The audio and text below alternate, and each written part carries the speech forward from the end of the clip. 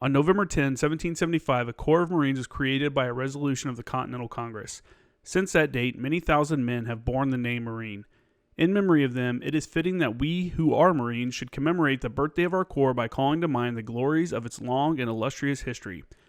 The record of our Corps is one which will bear comparison with that of the most famous military organizations in the world's history. During 90 of the 146 years of its existence, the Marine Corps has been in action against the nation's foes. From the Battle of Trenton to Argonne, Marines have won foremost honors in war, and the long eras of tranquility at home, generation after generation of Marines have grown gray in war in both hemispheres, and in every corner of the seven seas that our country and its citizens might enjoy peace and security. In every battle and skirmish since the birth of our Corps, Marines have acquitted themselves with the greatest distinction, winning new honors on each occasion until the term Marine has come to signify all that is highest in military efficiency and soldierly virtue. This high name of distinction and soldierly repute we who are Marines today have received from those who preceded us in the Corps. With it, we also receive from them the eternal spirit which has animated our Corps from generation to generation and has been the distinguishing mark of the Marines in every age. So long as that the spirit continues to flourish, Marines will be found equal to every emergency in the future as they have been in the past, and the men of our nation will regard us as worthy successors to the long line of illustrious men who have served as soldiers of the sea since the founding of the Corps. All right. Happy birthday, Marines. Welcome to episode 85 of the Former Action Guys podcast, and I'm your host, Justin Kramer, and yeah, man, that was General John A. Lejeune, or Lejeune, I guess depending on when you were in the Marine Corps. That was his birthday message. So happy birthday to all my Marines out there. You know, hey, thanks for checking out the show. I hope you guys had a good year. It's kind of a bummer, you know, no ball and stuff like that. A lot of people bitch about going to the ball, let's be honest. You got to get your uniforms ready. You got to pay. There's arguments about who's paying, who's not paying, who pays more, you know, stuff like that. Is the bar going to be open or not? You know, or is it going to be a cash bar, or, you know, all that kind of stuff. There's a lot of like stupid stuff that we always worry about every year, but me being out of the Marine Corps, I guess I appreciate it more, but I assume that people now that they can't go kind of wish that they had that opportunity, because it is a good time, especially if you're on like a small team or something like that where you have like a tight knit group of people.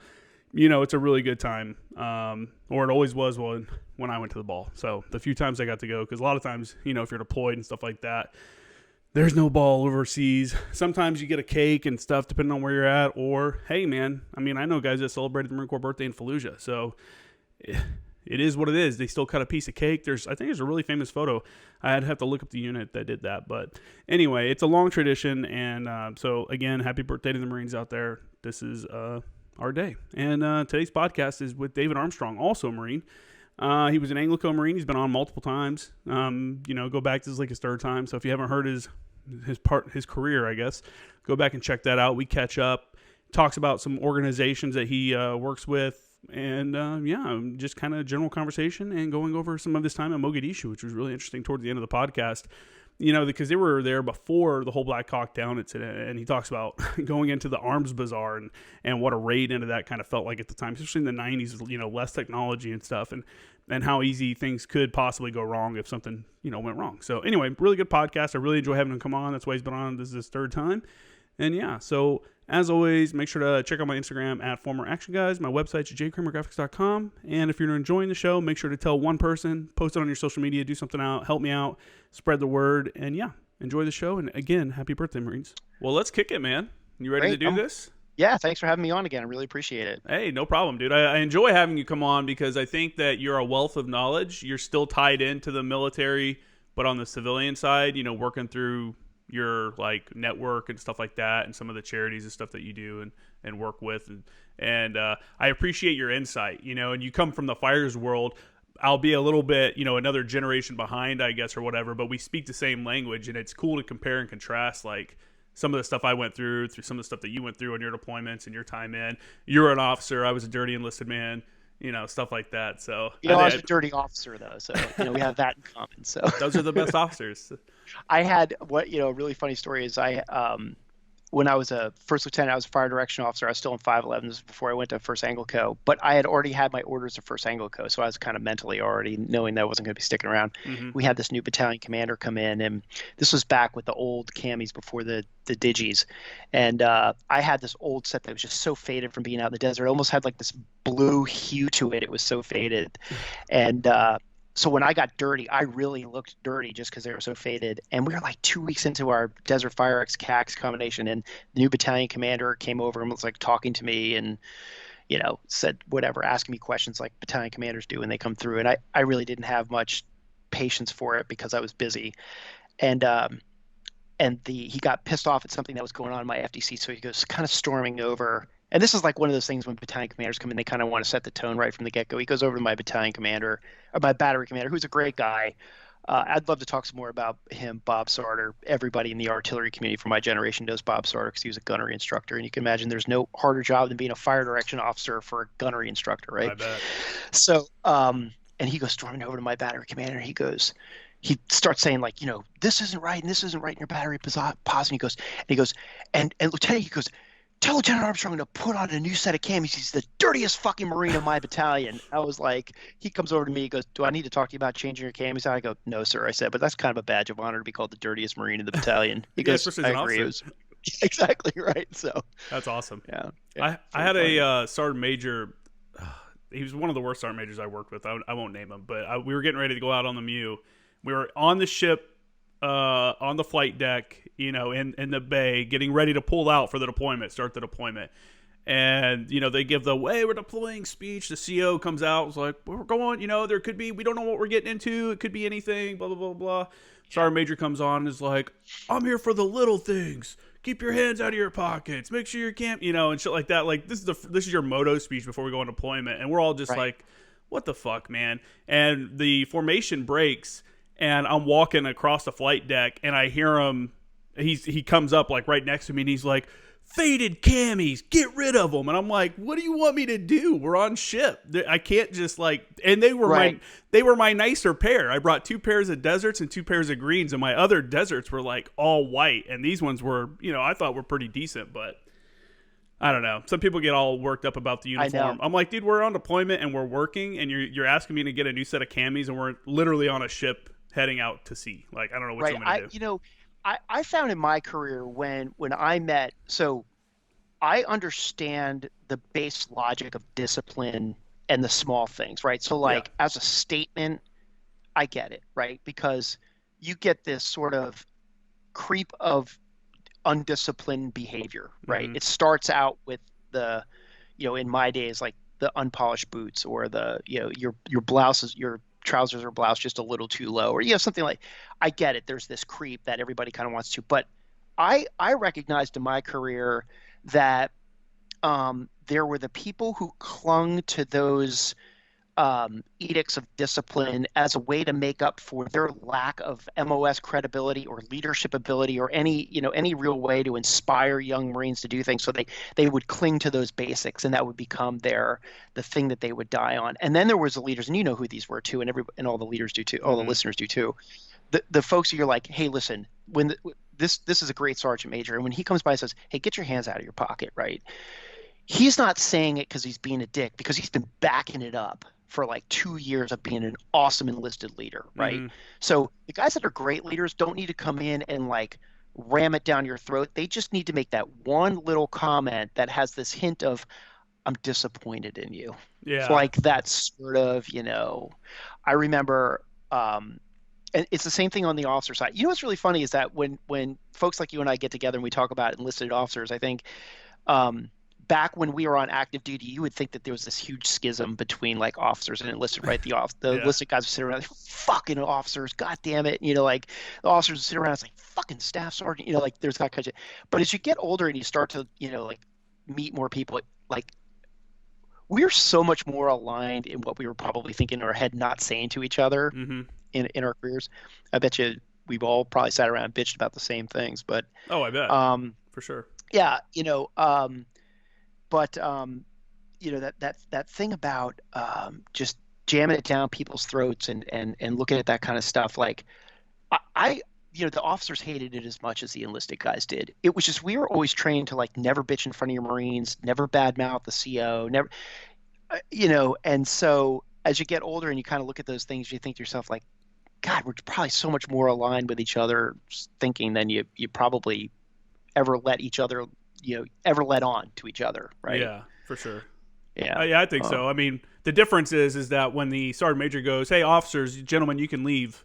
I'm going to sit here and talk to the Marines. You can leave," and we have to sit there and get fucking Right. berated Yeah. for another 10 minutes or talk to Mhm. like children, which is Yeah. ridiculous.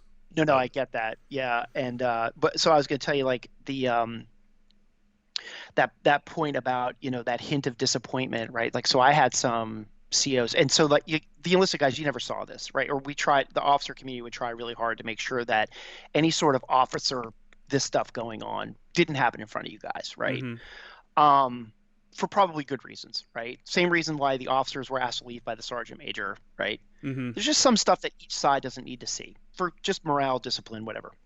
So there were the officers that I worked for that I would just shake my head, fucking motherfucker him like up and down, like what an idiot. And then there were the officers who were like, man, I love this guy, Mm-hmm. right? And I'll never forget there was this one time where I was doing something. I can't remember what it is, but I can remember what he said to me. And he was like, "Did I just see you? Let's just call it like walking around without my chin strap on, or whatever it was. Did I just see you walking around without your chin strap on?" I said, "Yes, sir." He goes, "That's really disappointing, Lieutenant Armstrong." And just walked away. And I was like, that was like a dagger. He could have chewed my ass for an hour and it would have had the same effect as just that one like fatherly hint of disappointment, right? Yeah. And so it's funny how really good leaders can just use that mechanism to drive home something that a bad leader would take over an hour and still not have the effect on a young Marine officer or enlisted. Yeah, 100%. I tried to, it was coming up as a junior enlisted guy, and I was older too, so it was kind of tough for me to listen to some guys sometimes because I'm like, you don't even know what the hell you're talking about. What, especially when we're talking about outside of the military, Yeah. Because I hit the fleet, I was 23 actually when I got to the fleet, and but what I was getting at is I remember coming up and seeing NCOs that the only like leadership quality, if you want to call it that they had was yelling at people. Yeah. And it's like, dude, no one's listening. Like within 30 seconds of you screaming at someone, they're completely shut down. They're just waiting for this event to get over with so that they can you walk away, they walk away, and they just badmouth you, about this dude's a piece of shit NCO and stuff like that. And as I became like a sergeant and a staff NCO, I tried to like remember that stuff. And you're right, the I'm disappointed conversation. And especially if you lay it out, like, here's the expectation and you didn't meet it. And, we really needed that or whatever. That was way more effective than just screaming. And don't get me wrong, I've yelled at people. But it takes you have to fuck up multiple times and just keep doing the same shit over and over again wrong for me to start yelling at you. Because I try to stay pretty even keeled, and like, but yeah, there's some people that, I don't know. You just have to yell at them. But overall, I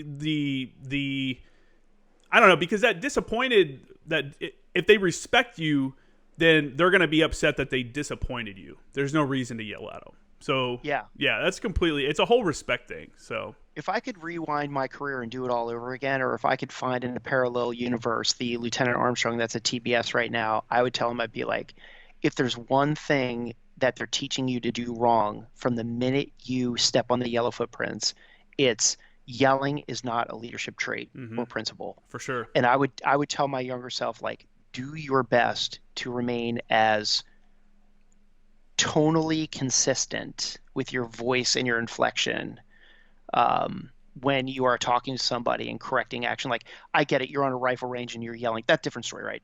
But like, just in general, like, if I could go back and dial back my temper, I think I would have looked back. That's the one regret that I have, is yelling at people. Ineffective. And I look at it now and I'm like, do you think the Commandant of the Marine Corps yells at people? Yeah. Do you think the Sergeant Major of the Marine Corps yells at people? No, because they learned at some point, they were like, I don't need to yell, right? But it's such an ingrained thing in the Marine Corps. Like, you join the Marine Corps, you're getting yelled at. You're going through boot camp or OCS, you're getting yelled at. You go to TBS or you go to your MOS school, you're getting yelled at. You yell, yell, yell, yell, yell, and then all of a sudden you're a sergeant. You're like, well, that's what you do, right? Exactly. And you're a captain. You're a captain. That's what you do. And if I could rewind it all, I would do it all over again. I used to like to say, and I know in my previous podcast I kind of talked about this, but for people that didn't hear it, like I was really old age-wise when I was a battery commander because I had that broken time, right? So I'm in my late 40s, and I was a battery commander. That's crazy. Right. I know. Isn't that funny? That in my other podcast, I made this joke too. I'll make it again. But like, everybody called me, the Archibald Henderson of the artillery community, right? Like I was just like this old guy. And then, what I realized was that, and this is a combination of having this parallel life between a civilian job where I literally have 18-year-olds call me Dave, right? And then I've got, a first sergeant who's just as old as I am calling me sir, or, Major Armstrong.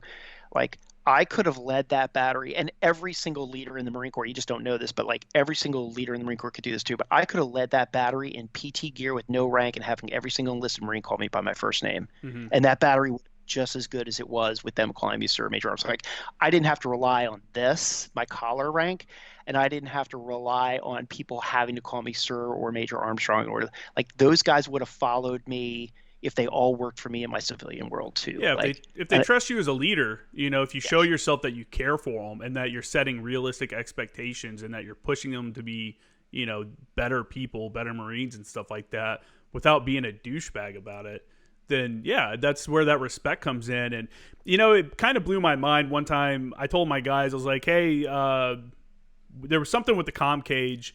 It was like, hey, we didn't get this shit done, and we have to get it done before this next step of whatever we were doing. I was like, so we got to come in at 04 tomorrow and just start laying out comm shit and get it done. And all my guys were like, all right, good to go. And 04 rolls around, and I pull up, and I come out, and I'm out there. I walk up, and all my guys are out there, and another team is out there. And they were like, Staff Sergeant Kramer, why are you here? And I'm like, because I told my guys to be here at 4. That's why I'm here. Like, I'm here too. And they're like, what the they looked at my dudes. They're like, must be nice to have a staff NCO that shows up. And I'm like, oh, fuck, man. Because, like, I'm not going to tell you to come in and at 04 and do something fucked up and then sleep in and, go PT on my own and then come in and see what you guys are up to. I'm going to be there too. That's part of being a leader, is like, right. It just kind of blew my mind that little thing that is such a big deal to those guys, because it's that uncommon, I guess, which it shouldn't be. Like, if you tell someone that, hey, we all have to be here at this time, you're included in that we, And honestly, none of the officers were there, but some of them probably should have been there. And not with me or anyone having to tell them. They should have just kind of taken it upon themselves to show up as part of the team and help fucking do the stuff. Right. That just reminded me of this funny story back, again, at my battery, at Mike Battery 314. I had a liaison chief. So the reserves are kind of weird, right? Because you get a little bit of a mishmash of people. Even they may not be MOS matches. I think they're better at it now. But kind of like if you were a good staff NCO and you weren't an 0861, you could still be in that battery and be part of the liaison section. I had this. We just short Marines, and so I had this gunny who was actually he was a 0369 Force Recon background. And just was looking to finish off his last 18 months in the Marines. And I had come across him in the LAR community. He was a great guy. So I said, come down to my battery. I just need a gunny in the liaison section. I don't need a fire. I just need somebody because we weren't getting ready to deploy or anything. It's like, I just need a good leader down there on the hill. Like somebody who's going to teach these Marines to, hold them accountable to doing their basic jobs. So he comes down, and he was immediately unpopular with the liaison section, right? Because those guys are up on the hill, right? They don't they like their autonomy. And here comes this Force Recon gunny. He's got a different set of standards coming from the infantry community. Anyway, they ended up really loving him. And towards the end of my career in the battery, I went up onto the hill one time. And I always made it a point to not go up to the hill, just because I remember when I was up on the hill, like I didn't like the battalion, any of the commanders coming up on the hill. I always tried to stay away from the hill, but I did go up there this one time. And I can't remember how, but I grabbed the gunnies. It was a flak jacket at the time. It wasn't the plate carriers, right? So it was a flak jacket at the time. And I put it on for some reason, and then immediately realized that I had put on the wrong flak jacket. You kind of tell how your stuff fits. Yeah. And he had his gunny rank right here in the middle. And one of the Marines laughed and was like, oh, hey, Major Armstrong, it's funny to see you in gunny rank, right? And so Gunny Holloway was his name. Turns around, he goes, he goes, "Hey, sir, you better take that off," or like he made some comment like, I don't need my stink to seep into your, whatever, that kind of thing. He meant his leadership thing. And then some of the Marine kind of challenged me. They're like, "Hey, sir, I'll bet you couldn't do a quick Gunny Holloway imitation with that stuff on, right?" So I said, "Okay." So I kind of tucked my rank in, and I was like, "All right, here's Major Armstrong imitating Gunny Holloway, right?" So I just started running around knife handing, yelling, "Why isn't this sandbag more fluffed up? Why isn't this? Why isn't that?" Like yelling and everything. And everybody was laughing, right? It was like this moment of levity, and everybody thought it was kind of funny that I was kind of roasting the Gunny on the spot. Mm-hmm. And so Gunny Holloway, in a very uncharacteristic moment of breaking down a little bit and showing some sense of humor, he goes over and he grabs my flak jacket, right, which has the Major rank on it, right? And he's like, "That was pretty good, sir. Now watch me do an imitation of Major Armstrong." And he stands up and he kind of like, I'll stand up to do this, and I'll explain it for just the listeners, but like stands up and he kind of like cocks his leg out a little bit, stuffs his hands down in his pocket, rolls his sleeves down to like where like an officer roll, kind of like in the field, standing there, and he kind of like spit on the ground. He was like, he goes like this. He goes, here's my imitation of Major Armstrong," and he's like spits on the ground. He goes, "Wise and calm up." And then he looks around and he goes, "Anybody want to hear a good story?" Like, so he's like, that was his imitation of me. And it was so funny because it was so perfect, because that's exactly what I was always walking around saying, like, "Hey, why isn't calm up?" Well, right? And like that guy's. It's great you guys have that relationship where you can do that, where you can be like, play those opposite roles, kind of make fun of each other in front of the Marines, which is great for the Marines to see that, because then it humanizes their leadership and makes them, see that they're just another, they're just regular people, Yeah, right. I think that's great. I've had a few stories like that where I've roasted people on the Hill. It's good stuff. It is good stuff. He wrapped it up too. He was like, "Hey, Gunny Armstrong, why don't you drop down and give me 10 push-ups right now?" So like, so I did it, and the Marines were all laughing at me, and everything. But that was kind of fun. I don't know why we got sidetracked on that, because I know we did want to talk about like some of the Station Foundation stuff that I was doing too. But yeah. I'm happy to keep telling stories too, so we can come back to it and all that. But I want to tell one more thing, and then I want to talk about this organization that you're supporting. The most belittling thing I think and I want to say this because I've never seen this before in the Marine Corps, and it blew my mind. And the most belittling thing, probably one of the most belittling things, I was at 210, and I was a sergeant, and I think my gunny was gone for something, and I had to go up to one of the ops meetings or some shit like that, or one of the meetings with the OPSO. And he was going around the table and asking everybody, what's your plan on this? What's your plan on this?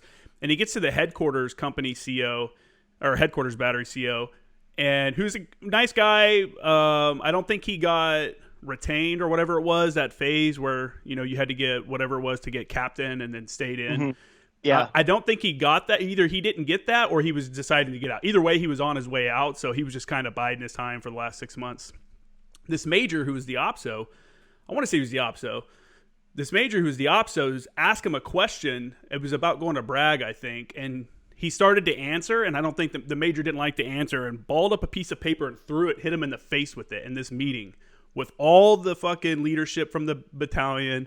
Me as a sergeant sitting there, a couple other enlisted guys that are sitting there, behind their primaries, taking notes or whatever.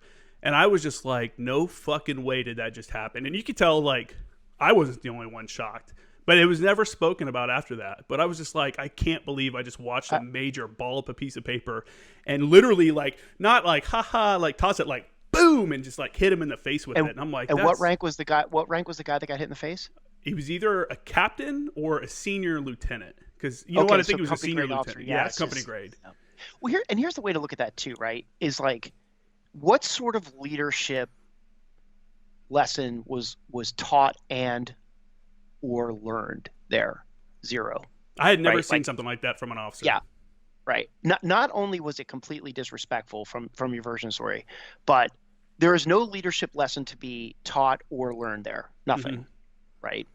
Although maybe the lieutenant or the captain was smart enough to say, like, I'll never do anything like that in my life ever. As long as I stay in the Marine Corps, I'll never do anything like that. Maybe that's the only thing that got learned. That's a shame. I saw that and I was like, what can he do? I was thinking to myself, like, can he even say anything? Because I had never seen an officer do that to another officer before. I've seen enlisted guys fuck around, but they weren't messing around. It was not even like joking or anything. There was no like, haha, you got me. It was like tension, straight tension after that. So I just wanted to bring that up because if anyone ever does that, if anyone ever did that to me, I wouldn't sit there and not say anything. There'd be there would be Yeah. at least some strong words being said. Yeah, I think what you and I have just uncovered, like we unpacked this a little bit, like to kind of summarize that is like, look, um, being respected as a leader doesn't matter if you're an officer or enlisted. As a leader in the Marine Corps, like you're going to garner more respect from your men by having common sense, even keeled temper, Mm-hmm. um, and try to work really hard to mentor people to become better Marines. And when they don't, you're the most powerful tool you have is to just act a little disappointed in them. And you can only use that tool if people actually respect you, right? For Because if sure. I went up to somebody and he didn't have any respect, I'd be disappointed. I'd be like, well, I don't fucking care. So you're a piece of shit. Yeah. Yeah.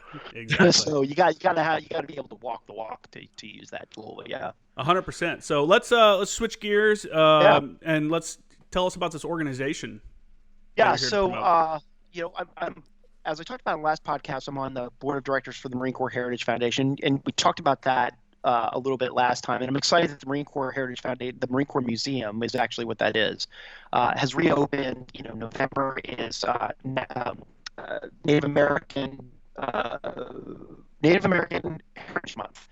And so, like, we have some great heritage and some great stories and some great connections through World War II with all the Native Americans and everything like that. So that's a really exciting focus right now at the museum. And it is back open so people can come in. There's obviously some restrictions, and you probably could just guess what they are, like number of people, wash your hands, all that kind of stuff. Yeah. But the museum's back open. So if any Marines are listening to this and they're in the Quantico area for any portion of the holidays, do know that that's open and you can go down there and check it out. And they're opening up some new stuff, which is really great. But the other organization I'm involved with that I'm really we're going through a fundraising right now, so I'm a little bit more passionate in my day-to-day conversation right now, is something called the Station Foundation. And maybe you could put the link to the organization down in the show notes. I'd For really sure. appreciate that. Yeah. But yes, the Station Foundation is a small organization that focuses on the SOF community, which obviously includes MARSOC. And they help in a number of different areas, but the one that I have been exposed to the most has been something called the TRACK program, where they will bring in members of the SOF community. So Green Berets, the tier 1 guys are coming through there.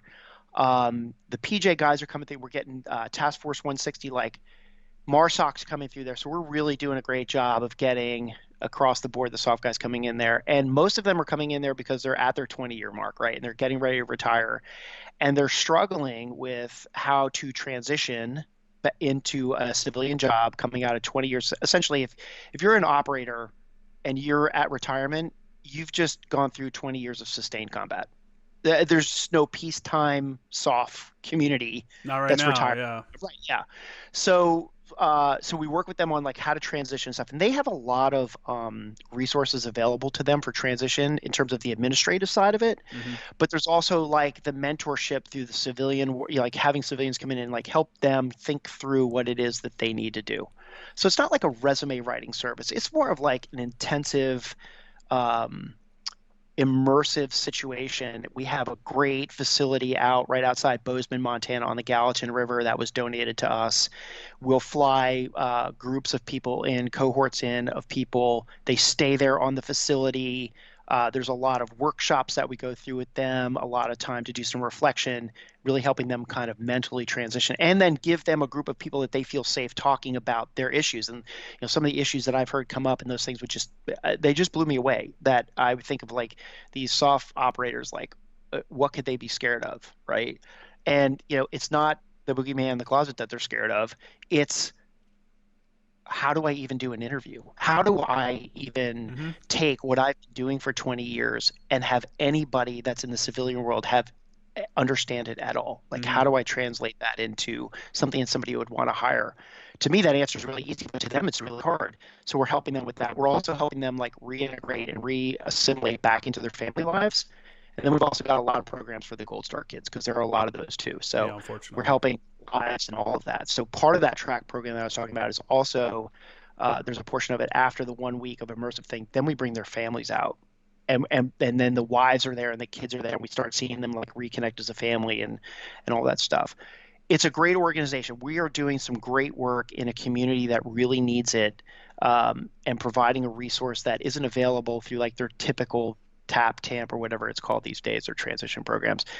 But here's the problem that we're having, and here's where I'd like to ask everybody to consider helping out a little bit. Is we do a major fundraiser every year, and it's usually in October. It's a big golf tournament. It raises, triple digit type operating budget for us. And with COVID this year, we couldn't hold it. So we're at a serious deficit in our operating funds.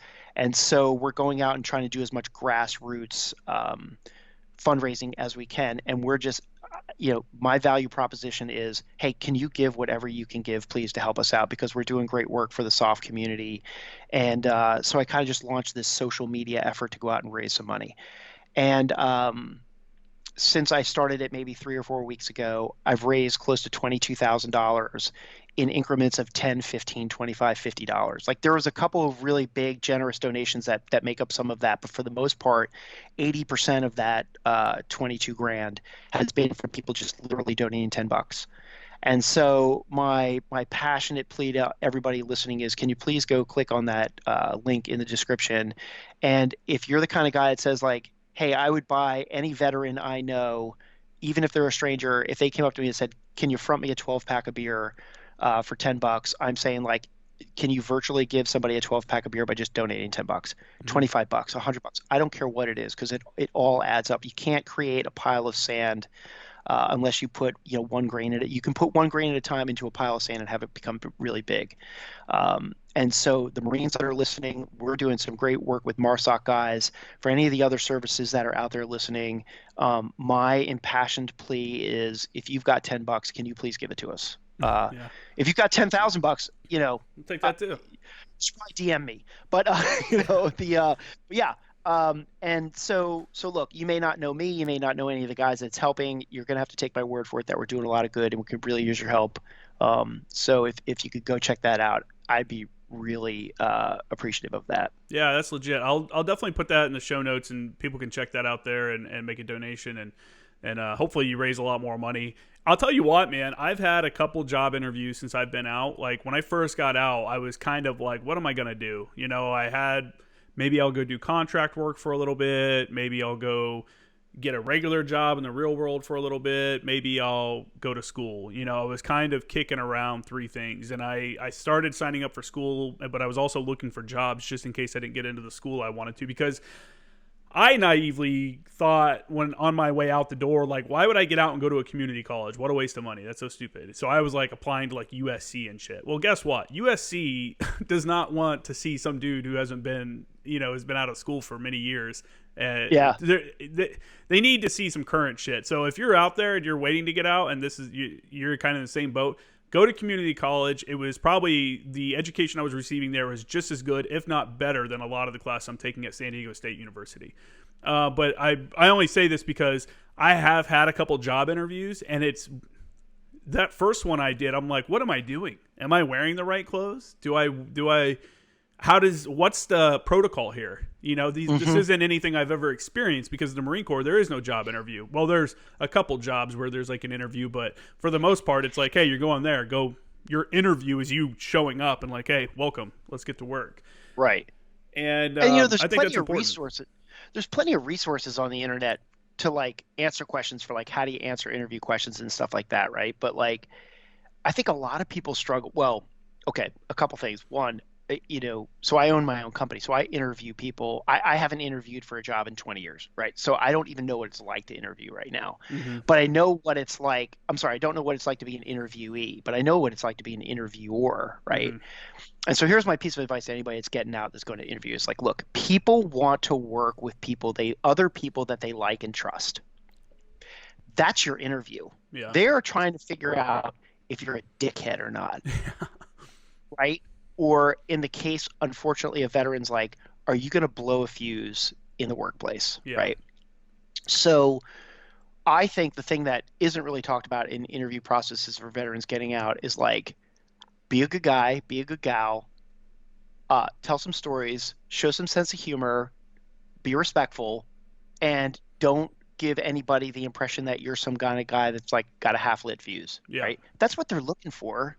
I mean, if you're in the interview, you probably have the skill set anyway. So stop letting that weigh on your mind. Like, just go in there and show them that you're a good dude and that person that you're sitting across the table from wants to come to work with you every single day. Yeah, tell some stories, tell some funny stories, but don't tell any of the crazy stories that you tell each other in the team room. They don't care about what actions on the objective, what you did there, you know? Yeah, exactly, right. Nobody wants to hear if you ran through a trench in Iraq, bayoneting people, right? They don't want to hear that story in the interview. And that's kind of actually tying back to the Station Foundation, because I remember one of the guys, he was a tier 1 guy, and he was like, look, he's like, my biggest fear is I go into these interviews and I can't talk about anything I've done. And I was like, it's bullshit. You can't talk about every single thing you've ever done. That's a bunch of bullshit. Okay. You're just not being creative. Right. Like, and so, and I won't go through like how we got to this point, but he ended up telling me this story about like, he's like, yeah, when I was at free fall, and this was a totally separate conversation. We were just sitting around talking. He was like joking around about it. He was like, free fall school. He's like, yeah, I'll never forget. We were at free fall school, and it was like our final. I've never been to free fall school, so anybody out there, I may get some of this wrong, but for the most part, I think this is how it works.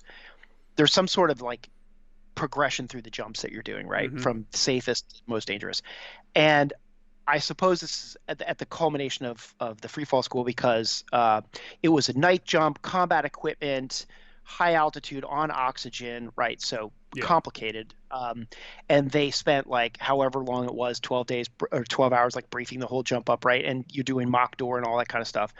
And their thing was, hey, we're going to do 6 passes of 10 guys, right, out of this aircraft. And I think that's kind of the number, right? So 6 passes of 10 guys, 10 at a time, totally manageable, right? They've been rehearsing. And they get up into the aircraft.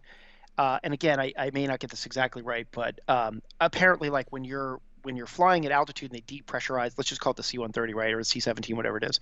And they depressurize it, right? Everybody's got to be on oxygen if you're at 30,000 feet. So, but whatever oxygen you carry for your free fall jump is a limited amount. So they've got some sort of tank in the middle, right? And you hook into it. And then when you get ready to jump, I guess you unhook it and you put it in your little bottle and you go out the door. And I think I got that right as he was telling the story. So he tells the story. He's like, oh man, he's like, yeah, I'll never forget my first huge night jump. This thing is, everybody's scared and everything. And we hook up to the tank in the middle of the aircraft, and we're all breathing the oxygen. Some guy comes by with the whiteboard, and he writes like 6 times 10, writes a big X through it, and writes 60 times 1, right? Oxygen malfunction. Oh. So apparently what happened was that whatever that system is that allows all the jumpers on board to breathe while they're doing these 6 passes of 10 people, there was a malfunction with it, right? So now he's like, so here we are, like we had just briefed like 10 passes of 6 guys. Now we're going to dump 60 guys out the door in one pass for night, 30,000 feet, whatever it is, like completely unbriefed. And he goes, it was probably one of the scariest moments of my life. And I remember, and I sat there and I was listening to him tell the story, and I looked at him, I'm like, what's classified about that story? Yeah. He's like, well, nothing. I was like, well, you're struggling for stories to tell. Why wouldn't you? That's an awesome story, right? Like that is a story that you could comfortably tell anybody. There's no classification to that. There's no deep dark secrets. He's like, yeah. I was like, see, that's what I was talking about. Like you're just not being creative enough, thinking about the things that you've done in your career. Not everything you've done is classified. Find those little funny stories that make you relatable and personable, and kind of give people a little bit of a taste of what it was that you did that's dangerous. People want to hear those kind of stories and use that. So he came back to me, he said to me later, he was like, I've been using that story. He's like, I can't tell you how much I appreciate you like just telling me that it was okay to tell that story. He's like, because I would have never thought about it like that. Yeah, for sure. That shows like, hey, you overcoming fear, overcoming adversity, get the job done. That's easily relatable to right. And that's exactly what you're talking about. And that's what I was thinking too, is that how do I translate my own skills and my own experiences in the Marine Corps to the civilian market? And I've probably changed my LinkedIn account multiple times. I've changed my resume multiple times. And every person you talk to tells you to do something different. Some people will tell you don't put anything, like civilianize all your terminology, like you weren't a staff and steel, you're middle management, or do that. It's just it's hard. It's hard for the Right. people that haven't gotten out yet. It's hard because you're like, what do I do here? How do I translate this? But I think everyone will find their own way to do it. Yeah. You just gotta come up with your own way to like, how can I put this across as I'm a capable individual that's good for this company, but I'm also not a Right. psycho that's gonna snap at any point. Right. Yeah, exactly. Yeah. And the other thing that I saw a lot of those guys struggling with is I think there's this culture of like, we don't say certain things, right? Mhm. Like we don't, we don't call it Delta. Like you'll occasionally refer to it as like color teams or like CAG or the unit The or, unit. hey, I was down, I was down in Virginia Beach or what, whatever these little things that these guys use to make each other feel like we're not really we're kind of keeping it all. And I'm like, hey, look, everybody knows the terms that are used in civilian world. Nobody knows unit colors. Like, stop. All Yeah. right. If you worked down at Dam Neck and you were down there for a long time, that's a significant part of your career. You got to walk into that interview and you got to stop thinking about how everybody else would interpret what you're saying Hmm. and start interpreting about what that person across the table is saying. Like, you can't, like, don't wishy-wash around that. Just say, like, I work down at a unit outside of Dam Neck. We don't call it SEAL Team 6. The public does, but that's what I did for what, just say it. Like, just don't make people try to guess or figure out or think that you're bullshitting them either, Yeah. right? Well, one, because they don't have time. If there's a Right, question about your history, why even worry about that when there's 20 other applicants that they can just right. throw your Yeah, resume to the side and get the next one. yeah, That's exactly. But 100% that's true. I think that's hard for those guys to break out of that sort of cultural mindset of we don't use those terms here. It's like, okay, fine, but you're not there anymore. Now you're sitting across from some civilian who's Yeah. read some books, seen some movies, all of which you probably hate, but you're trying to get a job, Yeah. right? So focus on the mission. Yeah, for sure, man. It's fun. It's such a weird world out here in the real world, and Yeah, everyone's gonna tackle it their own way when they decide to get out or they retire or whatever.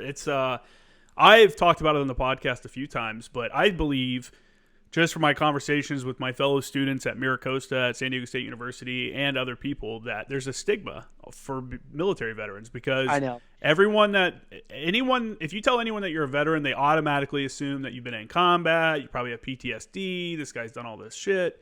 And I actually brought it up in my photojournalism class. There's a picture series that someone did of people looking in a mirror, and one side is like them looking into it, and the other side is like them holding a gun to their head, like that, kind of Yeah, right. showing like what I'm showing on the outside to what's actually happening on the inside. And I was telling my professor, I was like, I think I like what they did here. I like that they're trying to bring, kind of some kind of notice or whatever to this mental health issues that people face. I was like, but Hmm. at the same time, I think photo series like this, this kind of work also continues this, the stigma that everyone in the military is somehow damaged. And then you have these people out there that want to make everyone into a victim somehow, and it's seeping into the military culture where everyone in the military that was a veteran that went to Iraq, went to Afghanistan, no matter what you did, even people that didn't deploy, they're somehow a victim, and that they should just, I don't know. It's tough out here. It's a tough. It is, but we as a veteran community, regardless of if you came out of like bulk fuel or frickin' Dam Neck or whatever, Yeah. just said you got to use the words. But anyway, wherever it is that you came out of, like, there's a certain amount of personal responsibility that we all have to take in our own personal journey and healing. Mm-hmm. Like, you have to take some personal responsibility for getting better. 100%. And if you're one of those people who is not embarking upon a personal journey of healing and getting better, start now, right? Like, look at yourself in the mirror in the morning and say, today is the first day of the rest of my life because I'm going to consciously work on improving something, right? Mm-hmm. And because what I know is that time heals a lot of wounds, Mm-hmm. right? It just does. And for folks who are out there who are struggling with things, you've got to take some personal responsibility for seeking help, talking to somebody, and everything else. But you've also got to understand that time helps a lot. So if you combine those two things, like time, talking, seeking some help, like you should be progressing and getting better. You may always have a scar, but it shouldn't be gushing blood, right, Mm-hmm. over time. And and I have found through knowing people and my own journey, like I, if you focus on getting better and spending some time and allowing time to do its thing, you will be better down the road. And so what I'm saying here is like, don't wallow in it, right? Don't wallow in it, and Don't don't wallow in drown it, it out with alcohol. or anything else, right? Yeah, Yeah, exactly. or whatever. Like, Yeah, your vice. right. If you're using something as a crutch, don't spend the rest of your life on crutches. For sure. Like start taking some personal responsibility on getting better. So yeah, there's time. Go ahead. There's Dr. Dave with his unofficial, like completely unlicensed advice for everybody. That's it, man. There's a time and place to have a drink and think about the past and think about your friends and stuff that you maybe not see or talk to anymore and stuff like that. But it can't be every night. Right. When I first got back from singing, I was drinking like multiple times a week, like a half a bottle of rum, a night. Probably 4 nights a week, and you just got to get over that. You got to get past that. You can't let that be a driving factor in your life, or like you said, be a crutch that you're leaning on, because it's not. It's right. It's just going to cut you down even more and stuff like that. Yeah. So, and and speaking of like the civilian community thinking that everybody's like the whole victim. You were saying before about like everybody thinks veterans are broken too.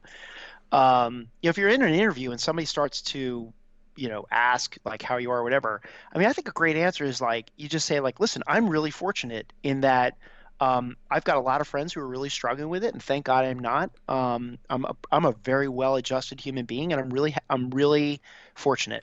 mm-hmm. Like, just you're fortunate if you're doing it, and like I wouldn't get it if you're in an interview situation. I wouldn't get into like turning it into a therapy session or No bearing way. your soul. Like, get away from that. Yeah. Just get away from it. Yep, get away from it as fast as you can. Just say like, no, I'm really fortunate. I'm a really well-adjusted person. Even if you're not, you may want to take some liberties with that. How we could all help this stigma is by telling more stories about our time in the service that are relatable to regular people, like the everyday stuff.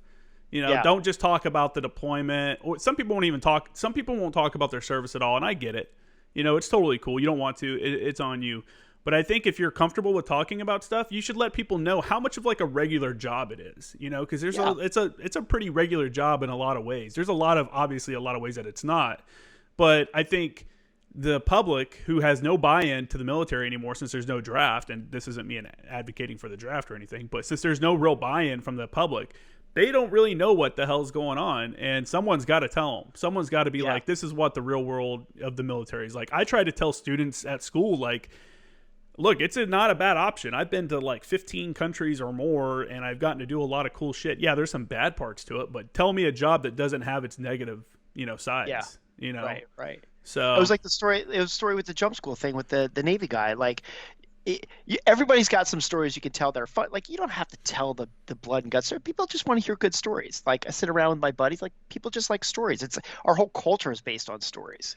So. Yeah. But speaking of drinking, what you and I haven't caught up on is my trip out to First ANGLICO. Oh yeah, let's talk about that. Yeah. Yeah, that was a lot of fun. So.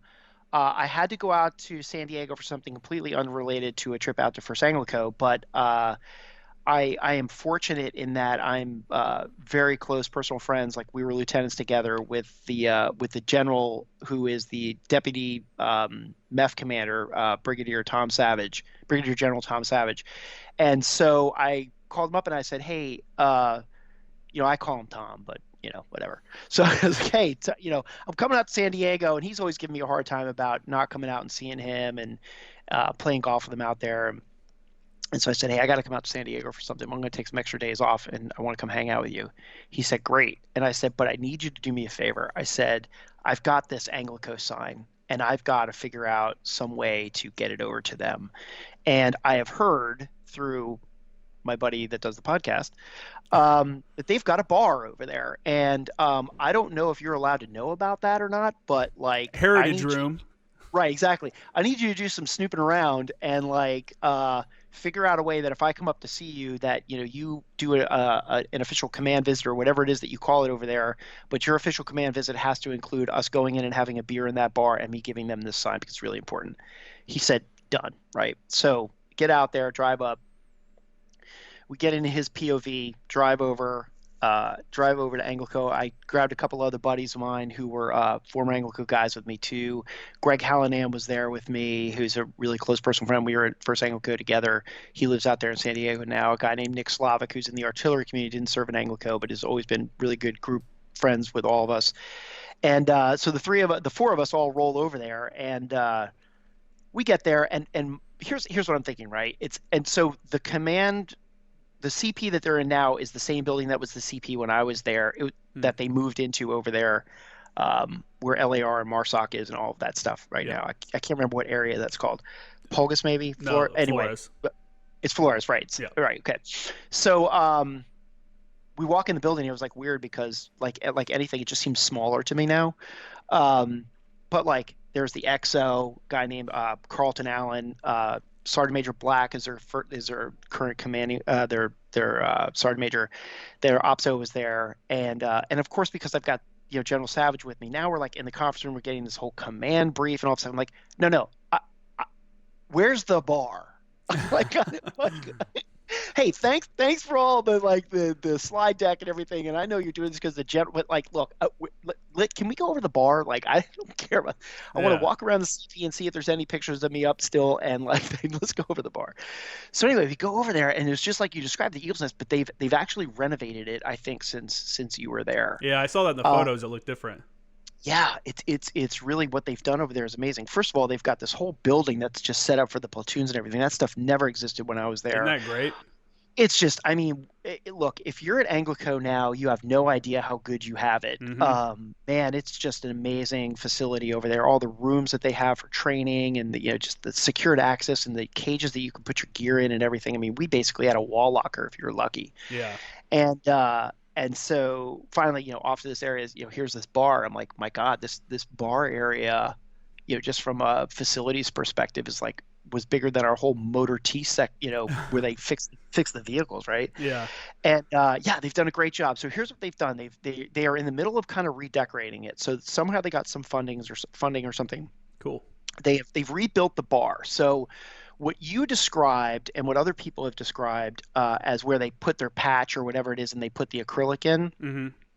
they have taken that and mounted it on the wall. Okay. So it's like bar is now a plaque on the wall, which is really incredible, right? And they've replaced the bar. They've made it bigger. It's like a cement cast kind of thing.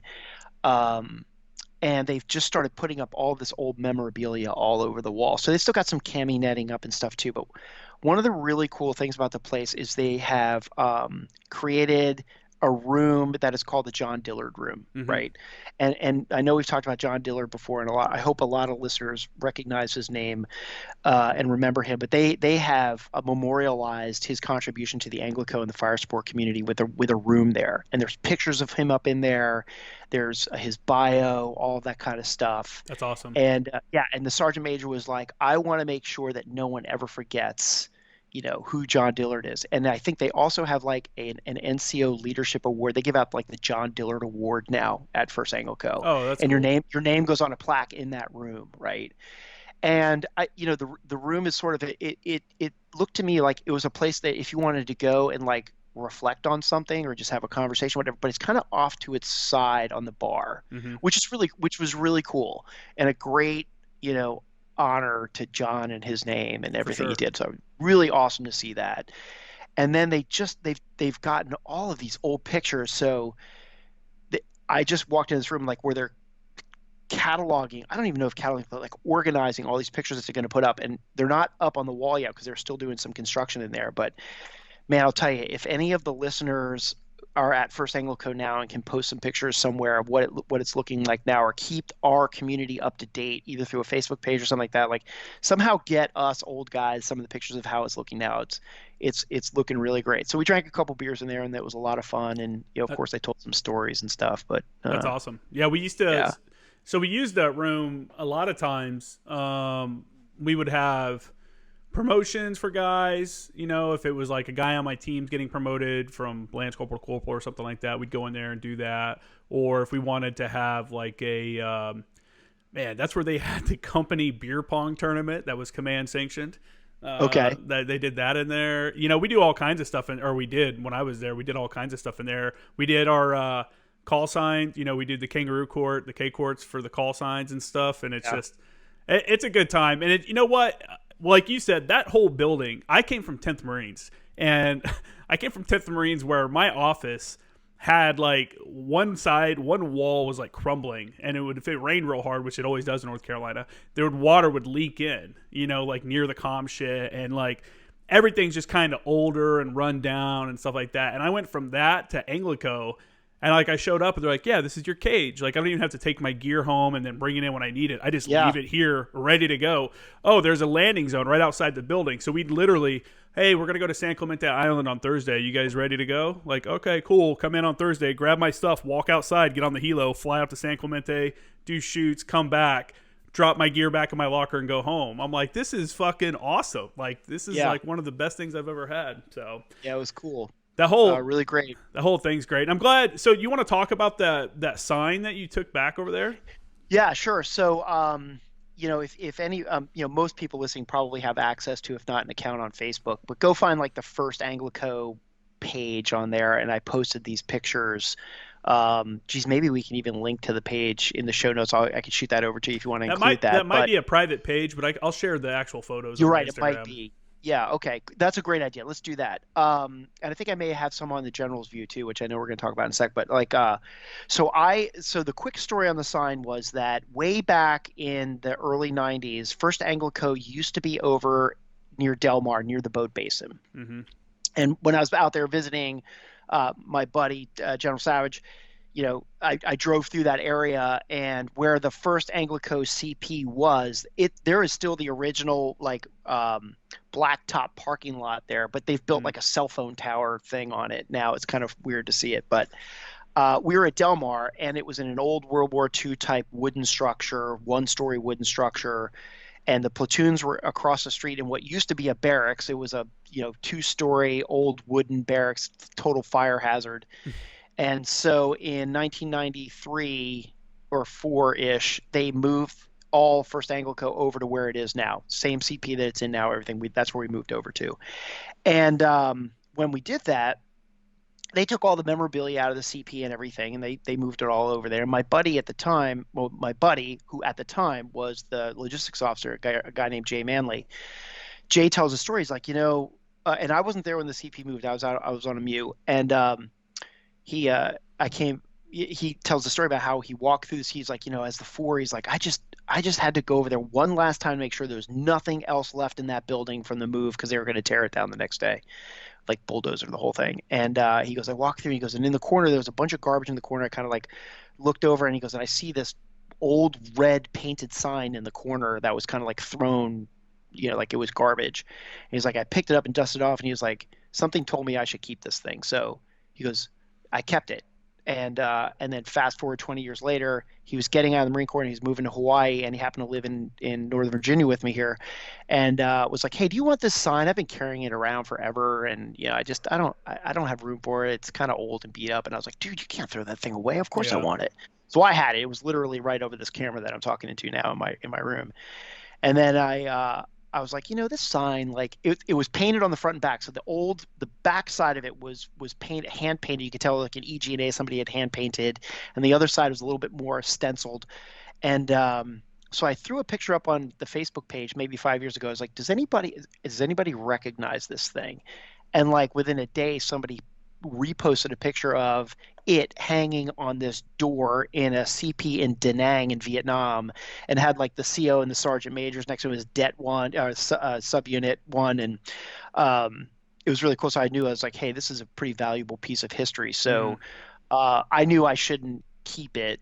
It just took me a while to get out there. I just didn't want to send it to those guys. I wanted to make sure I handed it to somebody and said, this is important, right? Yeah. Like, I feel like if I just put it in a box and sent off, it would have ended up in a pile of other shit. So I finally got around to doing it and walked out there. So I presented it, I gave it to him. and I gave him a bunch of old pictures that I had of like the big command pictures, like everybody in it, the long, thin ones that we did.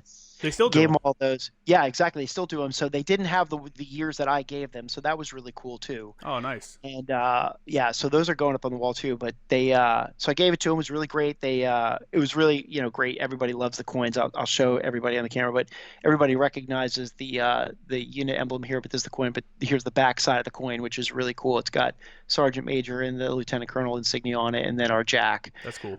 Really, really a cool coin. And yeah, so gave that to them, and they have it hanging in the eagle's nest now. So they sent me a picture of them, where it's hanging up and everything, and they actually printed the picture of where it was hanging in Da Nang, and it's underneath the sign with a little history of like what the history of that sign was. So that's cool. Really happy to see that they put that up for hopefully many more generations to look back on and enjoy. For sure. I was talking to my buddy. I was talking to Michael Farrell, who's obviously been on the show a lot of times. Yeah. About that sign, and how I thought it was you that found it, but I'm glad you cleared that up. It was your buddy. But the fact that it was like laying in a trash pile and that it was just going to be left there, and that he was like, what? And I'm like, yeah, dude, it turns out I told him like the story like you just told it, like they didn't even know what it was until later on they posted on social media and found out it was from Vietnam. And that's like, I mean, that's huge. That's awesome. That one, I want to say I'm glad that the people that are at First Anglico are maintaining and improving the Eagle's Nest. It was initially built, so that building was brand new when I first got there. It was one of those things where, the building's brand new, so you can't make you can't do anything to it because it's still under warranty, because of the government contracts and shit like that. Once that warranty ended, we had that office space that wasn't being used, and that's when they decided, they're like, hey, we're going to build the Eagle's Nest. And Merritt was the guy who initially did it. Sergeant Merritt built the bar, put all the stuff up there. Mm-hmm. I think he had his alphas hanging up in there. And did a really good job, but it was like he was on his way out and he had like a month to do it. So there was some stuff that was could be improved. So I'm glad to hear, one, I knew that they changed the bar top from the photos that I saw on your page. And I was like, man, I hope they didn't just toss that old bar top. No. So I'm really happy to hear, and I'm sure there's a lot of people that was there at the same time as me that are really happy to hear that bar top is hanging on the wall. Because a lot of guys, me and Farrell both, neither one of us got to put anything, or I think I didn't have anything to put on the bar top when he was pouring it, so I didn't get to put anything in it, and I really regret that now. But I know that the guys that did get to put a coin or their patch, a lot of guys put combat patches. Yep. People put EGAs, people put FMF pins, some of the corpsmen did, stuff like that, and I think that's awesome, because at some point we're going to be the old guys that come back and visit, when we're like 60 or something like that, and you see something that it reminds you of your time there. I don't know. I'm just glad that the history is being passed on, and a unit like Anglico is a unit that's going to do something like that. Like 10th Marines, I love 10th Marines. I loved all my guys there, but the only thing that 10th Marines really talks about is like their call sign from like World War II and stuff, like there's no place to celebrate that. There's Fiddler's Green, but I was a sergeant, so I don't even know where Fiddler's Green was at Camp Lejeune. I was never invited. I never saw it. Which I guess that's the artillery community's kind of like Eagle's Nest. But the Eagle's Nest itself at First Anglico is open to everybody. Everybody can go in there. And we considered for a long time, while I was there, the CO and Sergeant Major were considering having the bar open on the weekends in the Eagle's Nest, and having that as one of the duty responsibilities, is that you go in there and kind of run the bar area. So the Marines from the barracks had a place to come drink and hang out and stuff without having to worry about them going out in town and getting fucked up. And that it'd be like you pay $1 for a beer or something just to cover the cost of it, so we can keep buying more alcohol. So stuff like that, the camaraderie stuff is really important. And I'll also say the long photos you're talking about, that's the first unit I've ever been to that's ever done that. None of my other units ever took a unit photo like that. And it was like my second or third day at Anglico. They're like, are your alphas ready? And I'm like, yeah, I just wore them like 3 days ago. They're like, all right, we're wearing alphas for this unit photo. And I'm like, unit photo, like, okay. And I'm super happy. They're back in the back room, but I have 2 photos that I got to take while I was there. And that shit's cool, especially as you get older. It seems kind of stupid at the time. You're like, man, I got to put on my uniform. I got to do all this stuff.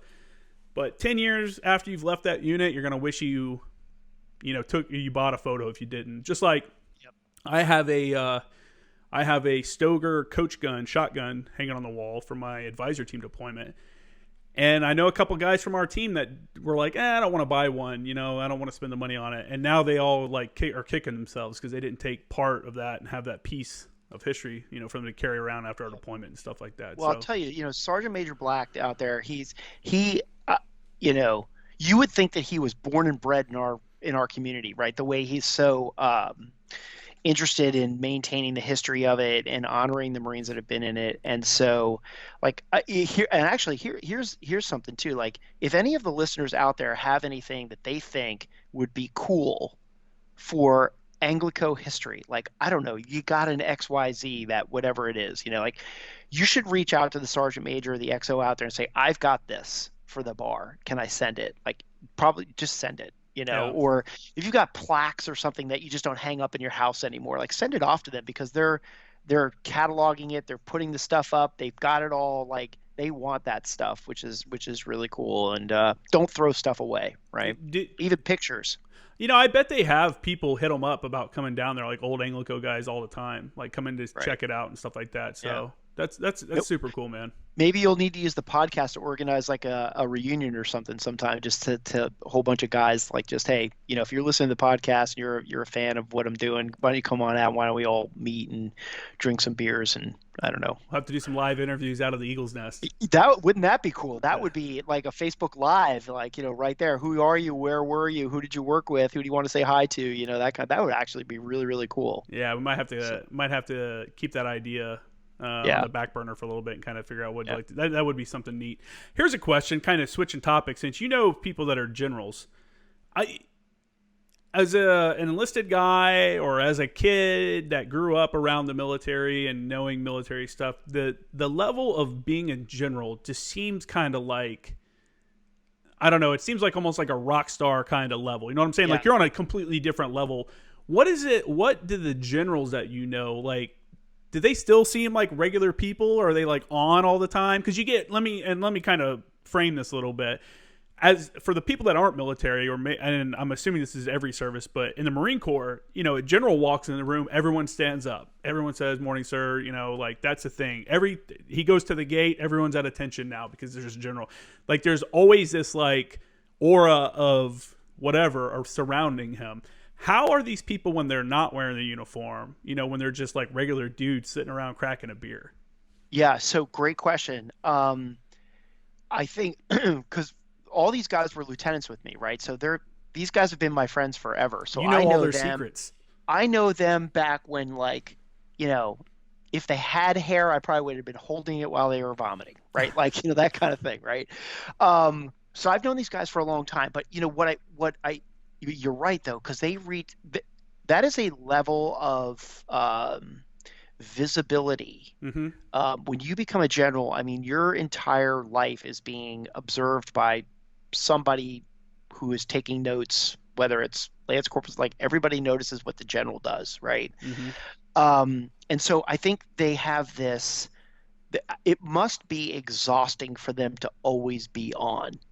Right, always be on, because they're always being looked at. Like, even when I went to the Eagle's Nest, like, I could just tell, like, Tom was being a general at the time and not Tom, right? Like, he was. They were all looking at him, right? Yeah, he's working. The sergeant, everybody was looking at, and if he shifted his weight from one foot to another, everybody noticed it, right? And I just remember thinking to myself, like, man, I just don't think that I would have enjoyed that level of scrutiny, like, all the time. Yeah. Right? Like, hey, is the general mad? Hey, he's not smiling. Like, they're looking at all of that stuff, right? And, like, even like when we went over there just to give them the sign, drink some beers, like, there's a command brief. I'm like, what is this for? Yeah. It wasn't for me, right? Yeah. So, but then when you sit down and you start, like, you're hanging out with those guys, what I feel like I am, blessed with is being one of their friends who they see as, like, I can say, do, drink as much I can with you, and it's almost like a relief. It's Mm-hmm. like when they get around their core group of friends and they feel like they're protected, right?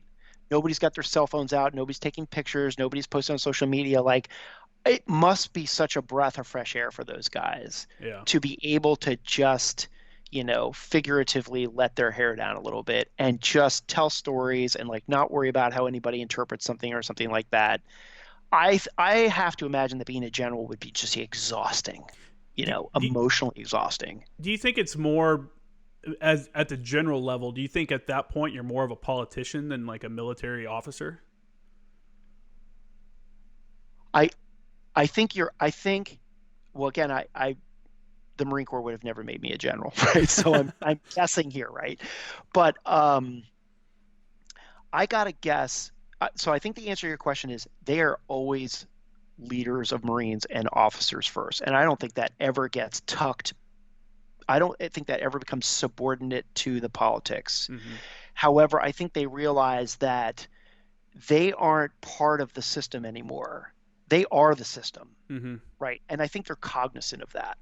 Yeah, that's if I always told guys, I was like, man, if I was a general, like I wouldn't announce visits. I would show up because everybody knows it's like, hey, the general's coming on Wednesday. We got to clean this place up, get everything clean, paint everything. I think sergeant majors secretly love it when a general decides to come by because now they can get all the little pet projects around the CP done that they were looking to do. I would, but for me, I feel like I would. It seems like everyone's putting on a show, for a general or for a VIP. I would want to show up and see how things actually are. Like, hey, you know what? I'm going to swing by First ANGLICO today. I'm just going to pop in and say what's up. But I don't ever see that happen. It seems like anytime you see these guys, it's all planned visits and stuff. And maybe that's part of the protocol. Maybe it's bad. Maybe it's not good for business to just pop in. To do I think that. it's that. I think it's so I hear what you're saying, right? So I'm going to pretend for a second that somebody is stupid enough to make me a general in the Marine Corps, and I would be just like you said, right? I'd be like, I just want to swing by First Anglo, see what's going on, talk to some Marines, right? Because now you're a general, like you don't just talk to Marines, right? Like you don't just get to hang out on the OP and grab the gunny's flak jacket and start making fun of them. Like you can't do that stuff anymore, but you yearn to do it, right? And so there's got to be this conflict internally as a general, like, okay, I would love to go do that. But if I do that, one of my subordinates, like the lieutenant colonel there is going to be like, why the hell would the general come over here and not tell me? Like, that is just bad. Like, like I just think that there's this, you're damned if you do and damned if you don't, right? Like, if you say you're coming by, then you're going to get the spit and polish and all that stuff, and you don't really get to see what's going on.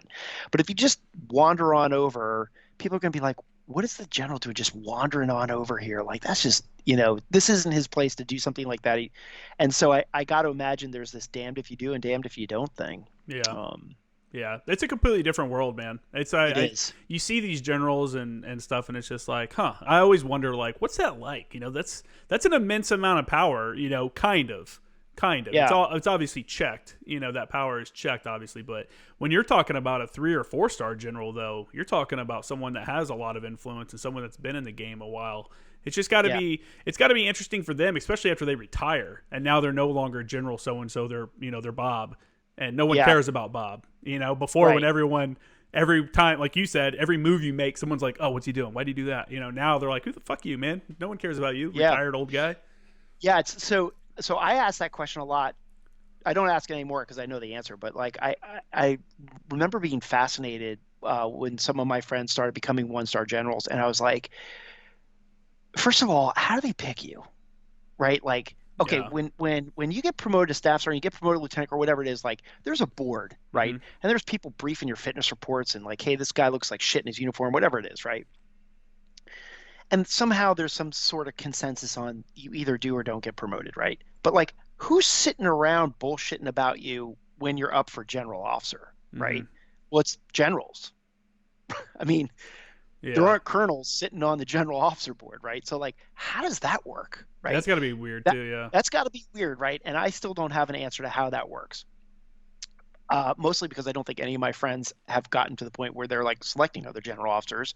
And also I know every single one of my friends, and if I did ask them that question, they would never tell me the truth. So they would just say like, hey, that's just not something I'm going to talk about. That's what it is, you should have been a general if you wanted to know that answer, Armstrong. So, but they describe it like this, because one of my questions is, I was like, when you get together with other general officers, so like it's like Justin, I don't know what it's like with staff and SEALs. I could guess, but like in the officer world,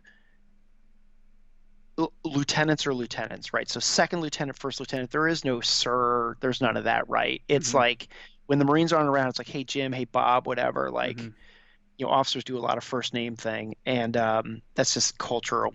Um, but then you move from lieutenant to captain, and that is a distinction.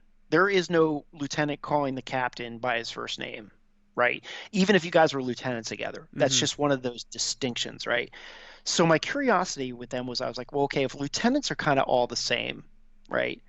Are generals kind of all the same? So like when you're sitting around and there's a 1-star general and a 2-star general, is that the same thing as a second lieutenant and a first lieutenant hanging out?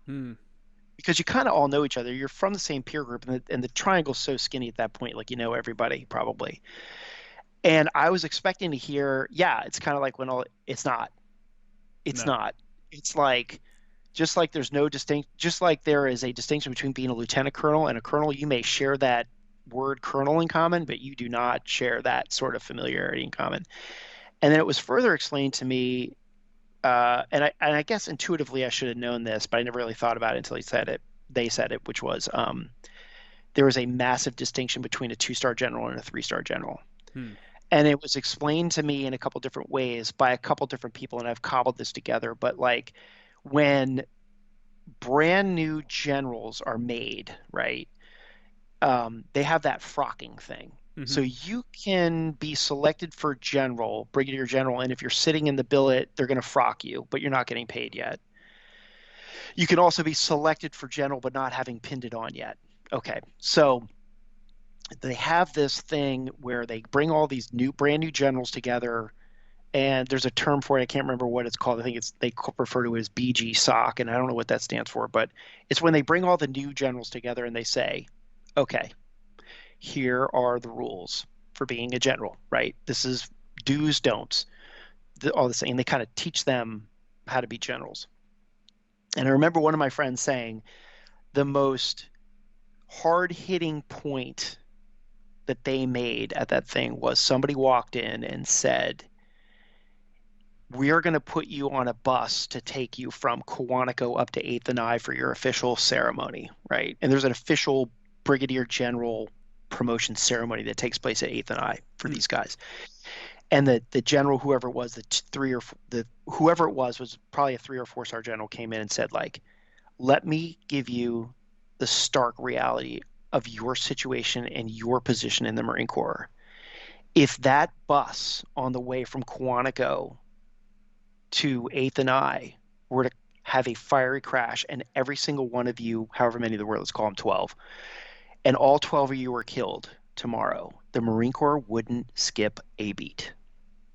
Yeah. Like, you may be a general, but there's 12 more behind you. Yeah. And there are plenty of people who are qualified to take yours in a second. Like, you are lucky, like, not lucky, I don't mean lucky, but like you are fortunate that you have achieved what you have achieved. But if you were eradicated tomorrow, it wouldn't make a difference. And my friend was like, man, that hit me like a ton of bricks. Like, I've been in the Marine Corps for over 25 years and I'm a general now. And I just realized that if I was gone tomorrow, it wouldn't make a damn bit of difference in the Marine Corps. Like, that's how big the system is, right? 100%. And that's how important what it is everybody underneath you is doing, right?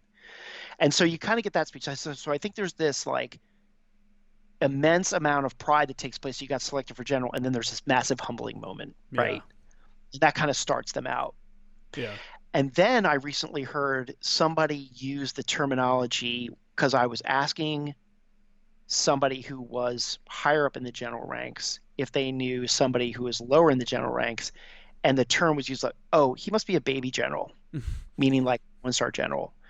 And all of a sudden I was like, but the Marine Corps is so small, and like general officers are, you guys must all know each other. Like, there was this assumption that they just knew each other, and there wasn't. And then when I heard that term, I was like, there really is a massive difference between a 3-star general and a 1-star general. Yeah. Right. Like, that's a big jump. And then somebody also used this term. They're like, hey, 1 and 2 stars are kind of here, but the 3 stars and the 4 stars, they're like the massive elephants wandering around in the tall grass. And if you stumble across one of them and they charge, you're in big trouble. Like, Yeah. like the analogy was, don't go seeking out big elephants in tall grass. Like, when you're a lower level. It's interesting that you're saying how they don't really kind of commingle and kind of talk and stuff, and they're not more, I guess, less professional with each other. I don't know. I guess one way to put it, but and the only reason I say that is because I didn't know for the longest time that generals' ranks are based on their billet.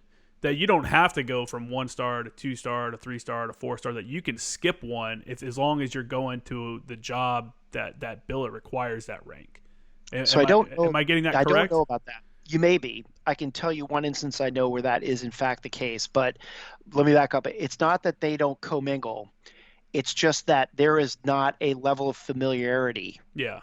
Like across the general, like I kind of assumed that once you became a general, it was like all the lieutenants were, right? Like you just like, there's no familiarity, there's no distinction between the rank. And I was 100% wrong. Like there is a massive distinction between each one of those stars, and they are not on first name basis with each other. And I kind of thought, I would have thought when it's that small, it's kind of like being a lieutenant again, right?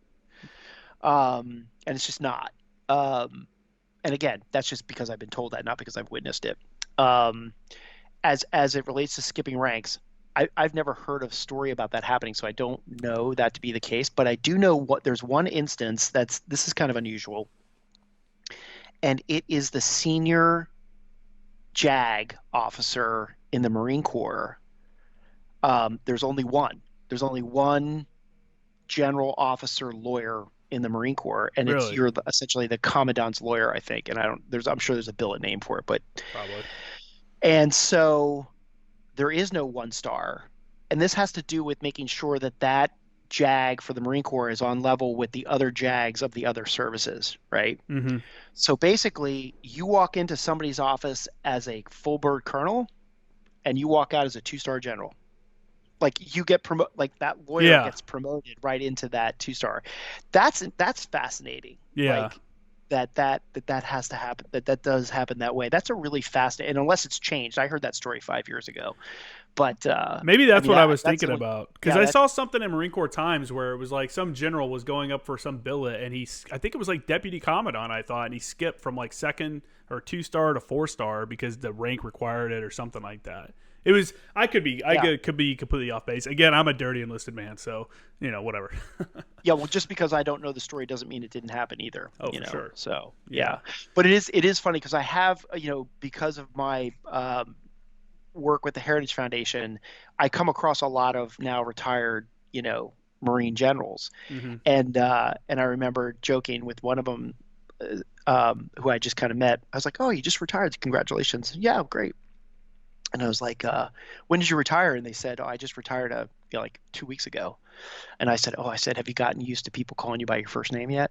And he goes, that is a weird thing. He's like, after essentially 30 years in the Marine Corps, to hear somebody call me by my first name is you disrespectful little shit. No, didn't mean it that way. I know, I'm just playing. Like just right. And he was just kind of like, yeah. He's like, because you're just not used to hearing somebody call you Jim, right? Yeah. And I looked at him, I go, don't worry, Jim, you'll get used to it. It's kind of funny. And he laughed at me and he looked at me, he goes, that's a good one.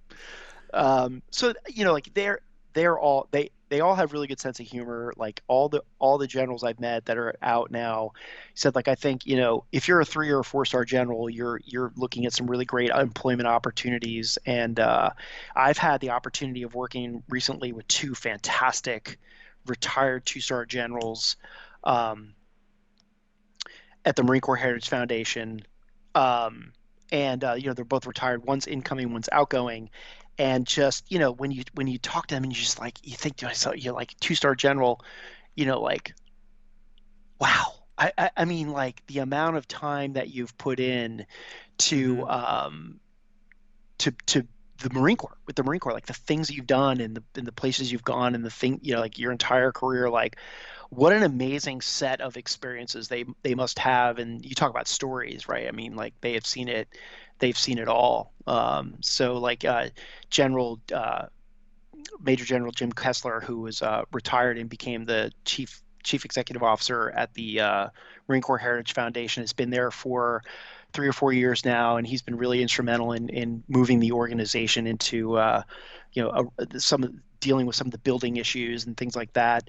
And he's decided he's going to move on and pursue a different career, wants to move and be more retired than he is. And so recently retired General Jim Lukeman, who's an infantry officer, he was the 2nd Marine Division commander for a while, so some listeners will probably recognize his name.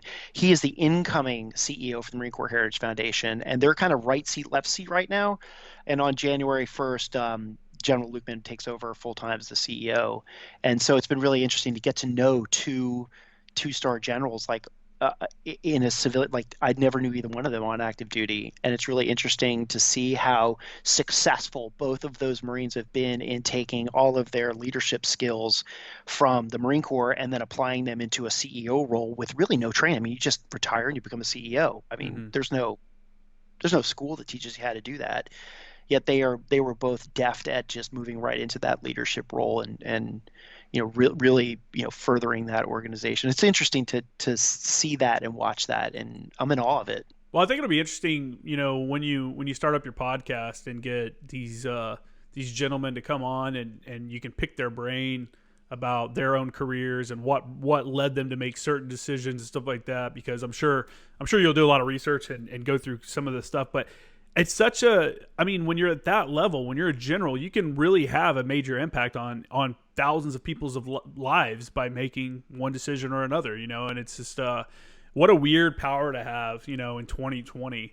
So I look forward to you coming out with that podcast and thanks. Yeah, going through it. I'm looking forward to that too. I'm constantly working on that whole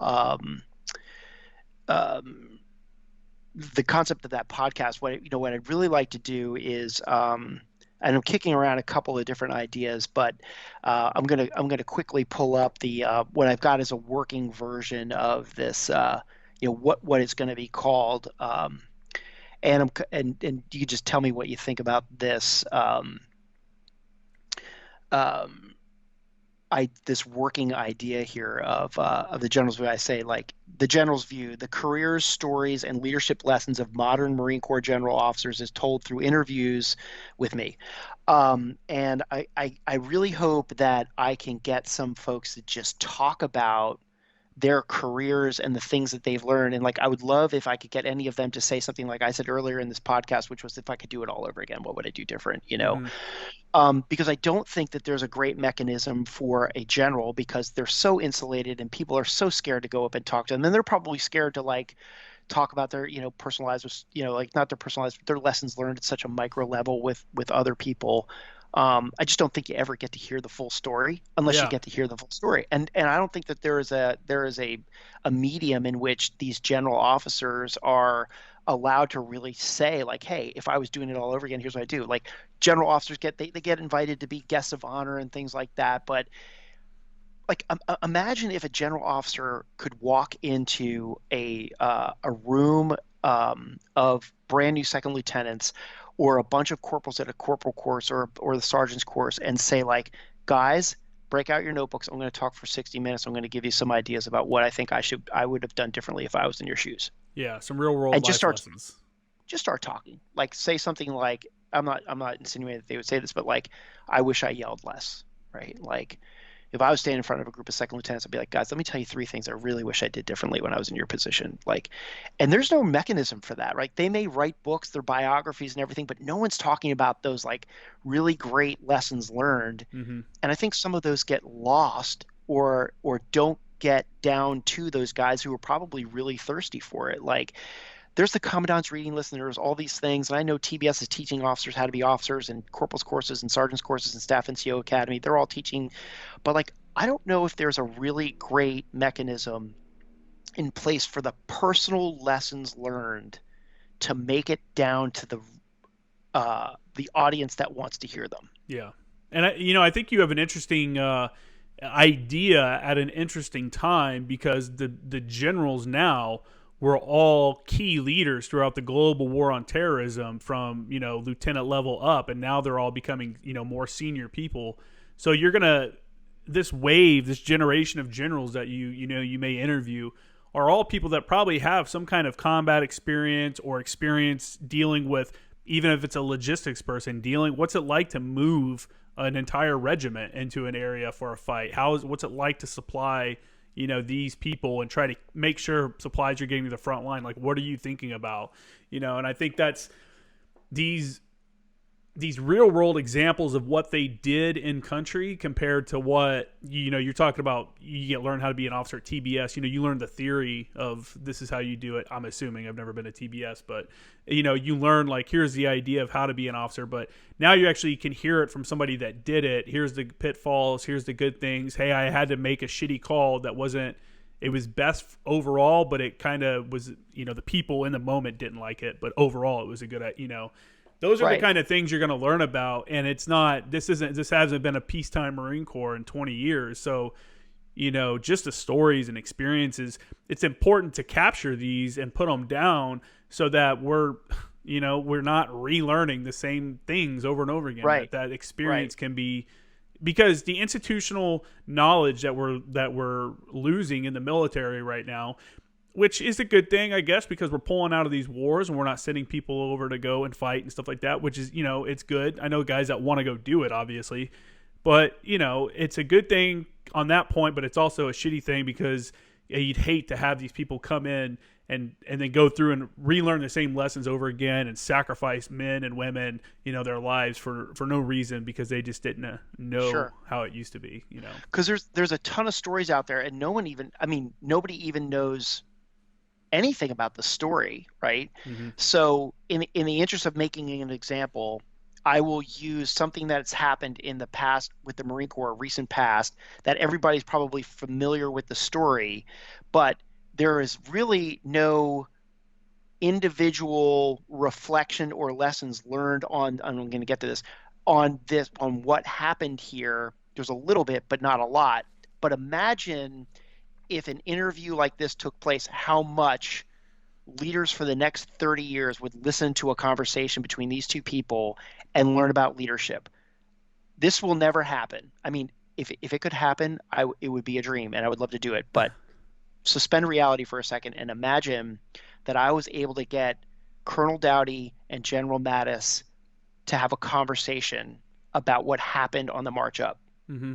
From their perspectives 20 years later and actually listen to both of them talk about what their perspectives were at the time, set aside differences. This would never happen. But imagine if it did, right?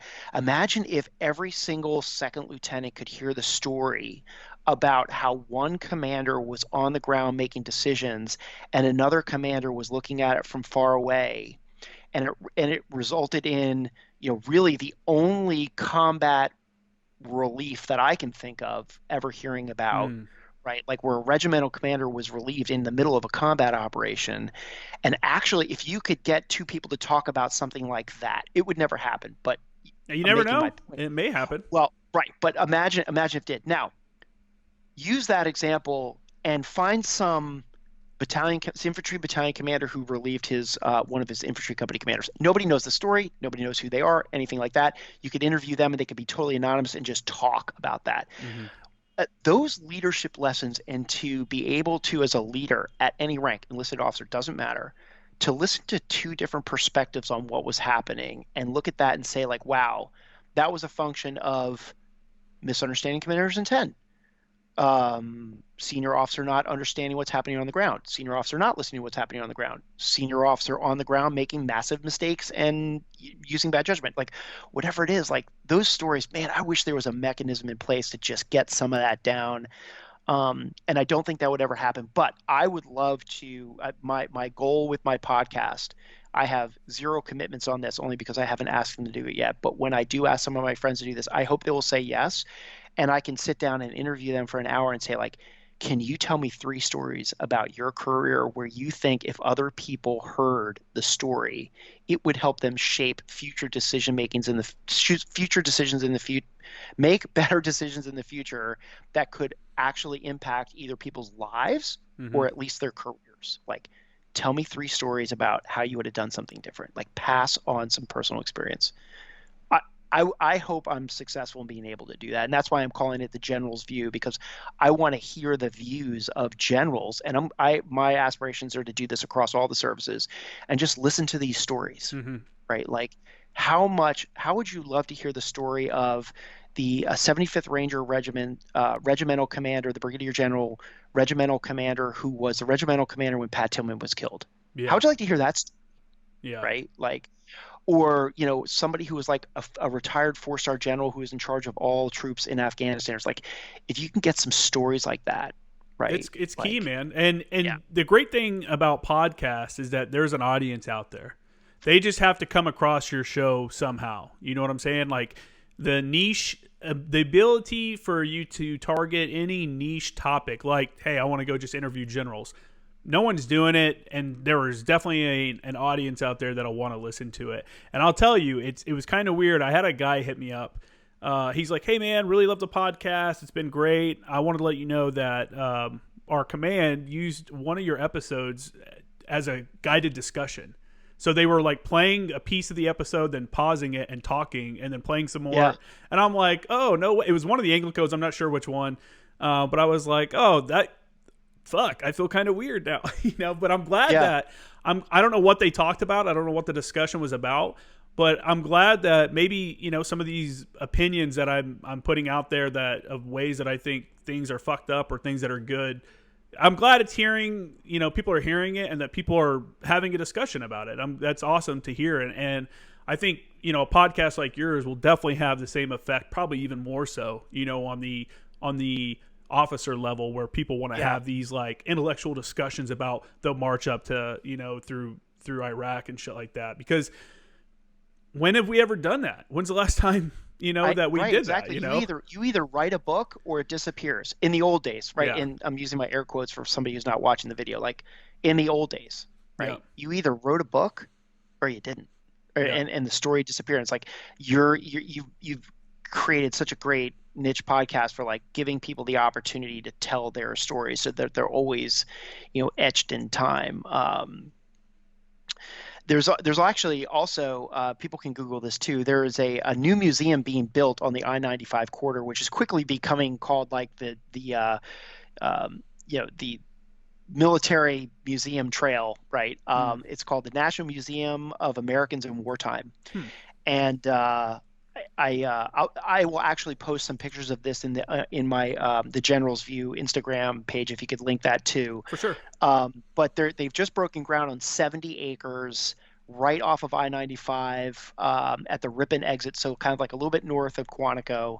And of course, the Army's museum is opening up at Fort Belvoir really soon too. So there's all these museums kind of down the I-95 corridor, and the National Museum for Americans in Wartime is going to be across all the services. And their idea is they just want to get stories Mm-hmm.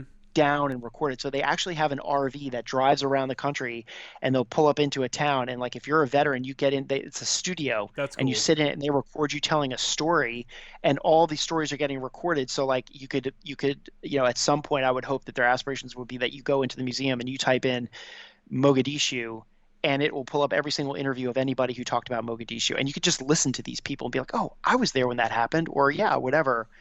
And imagine being able to cross-reference actual stories with any sort of genre that you wanted to listen to, like, stories from 1993 or stories from, the 90s, or, stories. And hopefully you'll get some of these last World War II vets to really get in there and tell their stories. But Yeah. as I came across this new museum, and so they just broke ground on 70 acres. The Hilton family has donated the 70 acres. They're literally cutting trees and building it. They're clearing the dirt now for it.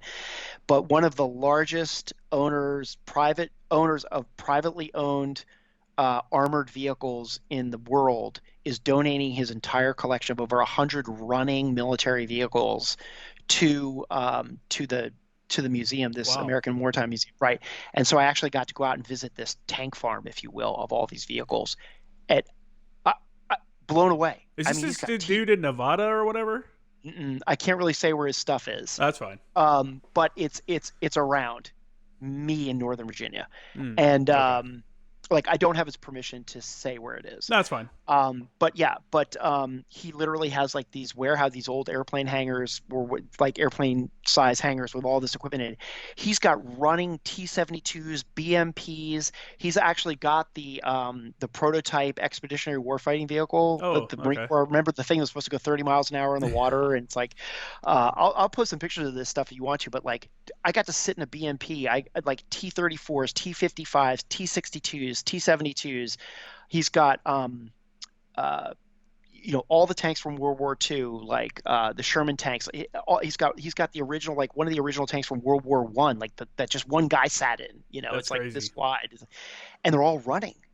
That's crazy too. Literally, he can start them up and drive them around. Like he's got a track that he drives on. So he's going to donate those things too. So it's going to be this awesome museum, like interactive. Like they're going to have days where like, hey, come on down and drive a T-72. I'm probably have to pay, and that's where their operating budget will come from. But this guy's donating all this stuff. I'd pay to drive it. Yeah, I know. I mean, it's just amazing. So do you have to have? I got off on a tangent there. No, but it's yeah. cool. Do you think he has to have like special government permission to have all those? So they're all demilled. Yeah, and I don't really know how that all works. Like how does he get permission to buy those things? Where do they come? Like, you can almost raise your own small army, if you have all that stuff, and like be effective too. Like that's it's definitely demilled. Yeah. But then he also has all of the licenses and stuff to have like machine guns and stuff too, because he actually has some of that stuff. That's awesome. It's really cool to stand there. He's also got a lot of 9/11 stuff there, like a lot of pieces of steel from the towers. He's got one of the smashed fire trucks there. I saw a couple pictures on your personal Facebook. Yeah, I'm going to put them back on the general's view, and just for your listeners, if they want to see some of the pictures of that stuff, is really really cool. So that is cool a lot stuff. of fun. So all of the museums that are opening, do they all operate independently, or is there like a museum system that they all fall under? I think they all operate independently, because I know for sure the Marine Corps Heritage Foundation doesn't have any sort of like parent organization, so I'm going to assume that the other ones do too. I'm really excited about the Army Museum too. I mean, I know we have our fun, taking jabs at each other, but when you break it all down and you look at the different services, like I'm excited about going and seeing that Army Museum, because it's right next door to me too. So down at Fort Belvoir, I mean, it's literally, they're having their ribbon cutting ceremony any day now. Oh, that's cool. Yeah, and then like we're making progress with the Marine Corps Museum opening up our new areas of legacy walk and some of the current war stuff. That's coming along really, really nicely, and so it's actually going to be pretty cool. The Americans of Wartime Museum, that's years away from getting up and running, but at some point you're just going to be able to come down. Like 95 is going to be like military trail for museums. Kind of come all the way down at Belvoir. You got the Air Force Memorial at the Pentagon. All that stuff. There's just like a lot of stuff people can do now in DC as it relates to the military museums. Once a lot of these COVID restrictions get lifted, maybe I'll come out there and check it out, because I still have not been to Washington DC or any of that around that area. Well, I'd love to host you, at the museum and have you come out there and there's another opportunity to do a great Facebook live podcast too, right? Yeah, that'd be cool. I'd be down for that. Cool. Just grab people walking through and say like, you got a story to tell, or anything like that. I'd like you to, again, we'll switch gears here. What was it like, and this will be kind of, I guess, out of left field, but not really, but when you talked about you've been on a couple times now, I think 2 other times, maybe 3. But you talked about on one of your podcasts about being in Somalia and being in Mogadishu and like going into like the arms bazaar to do a raid in like the arms bazaar. Can you kind of describe like what's your feelings going into something like that? And then can you kind of describe the elements around you, like the civilian elements, like what was the world around, like what did it smell like? What was the sound you're hearing? Like kind of give us a immersive explanation of what that moment in time was like for you. Yeah. Okay, so let me see how I start with that. So, I was an artillery officer, and I think I mentioned this in one of the original podcasts. First of all, if anyone has listened to this point in my third podcast with you, like they have definitely subjected themselves to a lot of pain listening to me for this time. It's probably my wife is probably the only one that's made it this far in any of my podcasts. But if you remember back from the other podcast, I was telling you, like one of the things that I had as like a force multiplier was I had a Prick 113, which was the UHF radio that we carried at the time. And it wasn't a very common like not many people had a Prick 113 on their table of equipment, right? So like if you're in an artillery battalion, you probably had like one, Mm-hmm. right? Um, and so the fact that I had one and gave me the ability to talk to the aircraft, because as you know, like an aircraft can talk on Fox Mike, they just don't, right? Mm-hmm. They're on uniform and they're talking. So the fact that I had this 113 really made it really kind of made me like, hey, Armstrong's got a 113, and I got put into a lot of different stuff because of that capability for me to be able to talk to airplanes, the fixed wing coming off the boats. For the Bakar arms market, so what had happened in Mogadishu at this point in time was that we landed there and the Somalis were scared to death of us, right? Because all they knew about us was Desert Storm and how we just hammered people, right? Mm-hmm. But after like being there for 3 weeks, what they figured out was that our rules of engagement wouldn't really allow us to take any sort of offensive action. This is how I remember it, and that they knew we weren't going to shoot them, right? They knew that they could walk right up on us and we could level, a condition 4 weapon. Wait, did I get that right? Anyway, I'm testing my memory. Whichever one is like locked and loaded, safety off, like Condition you're one. right. Thank you very much. Right? God, did I just fucking show my ass or what? All right. So anyway, like, Officers, man, so what are you I gonna know. do? God, right. Hey, listen, but like I had a pistol as an officer, right? It was either in the holster or out of the holster. Those are the two conditions. So mostly in the holster. So anyway, like, but seriously, if I had my rifle leveled at somebody, they knew you could have a safety off finger on the trigger. You weren't going to pull the trigger. It just wasn't going to happen. So that sort of started to ramp everything up. So by the third week that we were there, we were starting to see more overt violence and hostility towards us, and things started to get really heated. Then some firefights started to happen, and Domingo Arroyo, who was the first person killed in Mogadishu, was in 311 with me, and I remember there was a firefight in the street, and he was killed, and that was a big thing, and that kind of changed everything a little bit. Like you started to feel like, all right, fuck this, right? And so we started being a little bit more aggressive about saying we're going to hold people, the warlords, accountable for their actions in it if they take any offensive actions towards us. So like the tolerance level for this bullshit went way down. What kind of offensive actions were they taking up to this point?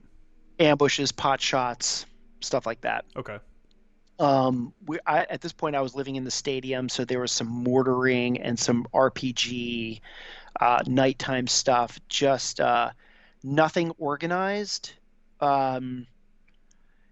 kind of like I assume like how remember me probably behaving when I was 14 years old with a gross of bottle rockets in my backpack, right? Like just running around shooting at people, like just kind of like nothing really organized, just taking pot shots. It was that kind of stuff.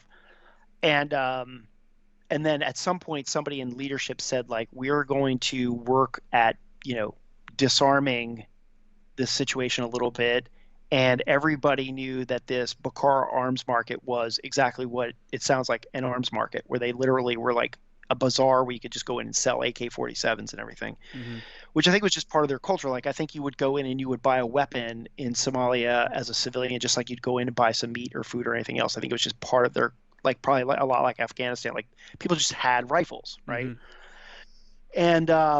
And somebody decided enough was enough, so we were going to go into this thing. So Task Force Mogadishu, which was basically made up of 1-7, 3rd LAR, some Amtrackers. Those were the combat forces, basically. Those two, the 1-7 and 3rd LAR. And they decided they were going to do basically like a cordon, and not a cordon search, but a cordon and capture kind of thing. And so I got assigned over to the famous Suicide Charlie 1-7, right? And I went in with their platoon and their platoon commander, who was also not only a TBS classmate of mine, but like in the same platoon, Andy Crabb. So Armstrong, Crabb, AC, they put everybody alphabetically. Like Andy Crabb, I had known Andy Crabb since the day we got commissioned together. And so now I'm kind of attached to him. And his job for his platoon was to basically go up this one road and seize 2 city blocks as a blocking force to not let people out, and as a force to go in and start capturing weapons and taking down, these confiscating weapons out of the bazaar. And we start driving up this road, and I was in Andy's Humvee, and it was at the time what we would call an armored Humvee, but all that meant was it had the fiberglass shell on it, like a tow vehicle. And like, so we were in this thing, and we're trying. It's what I remember was like it was daylight, it was sunrise, and everybody, I guess nobody thought about was, what was the traffic jam going to be like of everybody trying to go into this market and set up their shop for the day, right? Where people are going to shop. So you had like, people that sold food and people that sold whatever, tools, whatever. They're all kind of like flowing into this area in Mogadishu to set up shop for the day. It's rush hour. And so, right. So it was rush hour. Great way to put it, right? And so what we figured out was that, okay, the element of surprise had been lost because literally our Humvees were like, beep, beep, beep, trying to like move these donkeys out of the way, right?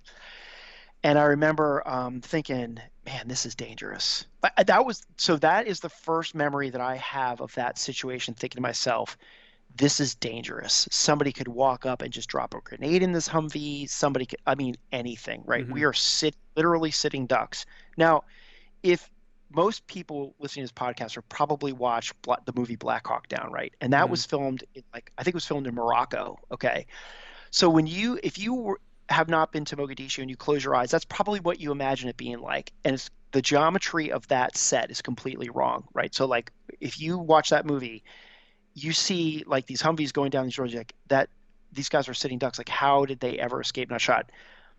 The geometry of that is wrong because Mogadishu had way wider roads than that movie had and way shorter buildings, right? So when you're watching that movie and you see them firing down on Humvees, you see people shooting like this, when in reality it was more like this, right? Okay. Like, and I'm sorry for people that are just listening, it's flat trajectory versus like down into the top of a vehicle. So the geometry of that movie was all wrong, of that set. But so the roads were really wide, but they were jammed packed with people and just shit. And so Andy's like, we are going to get the platoon out of the vehicles. I'm going to leave a driver in each vehicle. Everybody else is going to unass. We also had 5 tons with Marines riding in the back of it too. So he gets his whole platoon down, and we start like just running up this street, right? And I remember running next to him, and he and I are the first, because we were in the first vehicle. We are lieutenant and lieutenant on point, like just not even thinking about it, just like moving to where our objective was supposed to be, the crossroad, the intersection where we were supposed to be.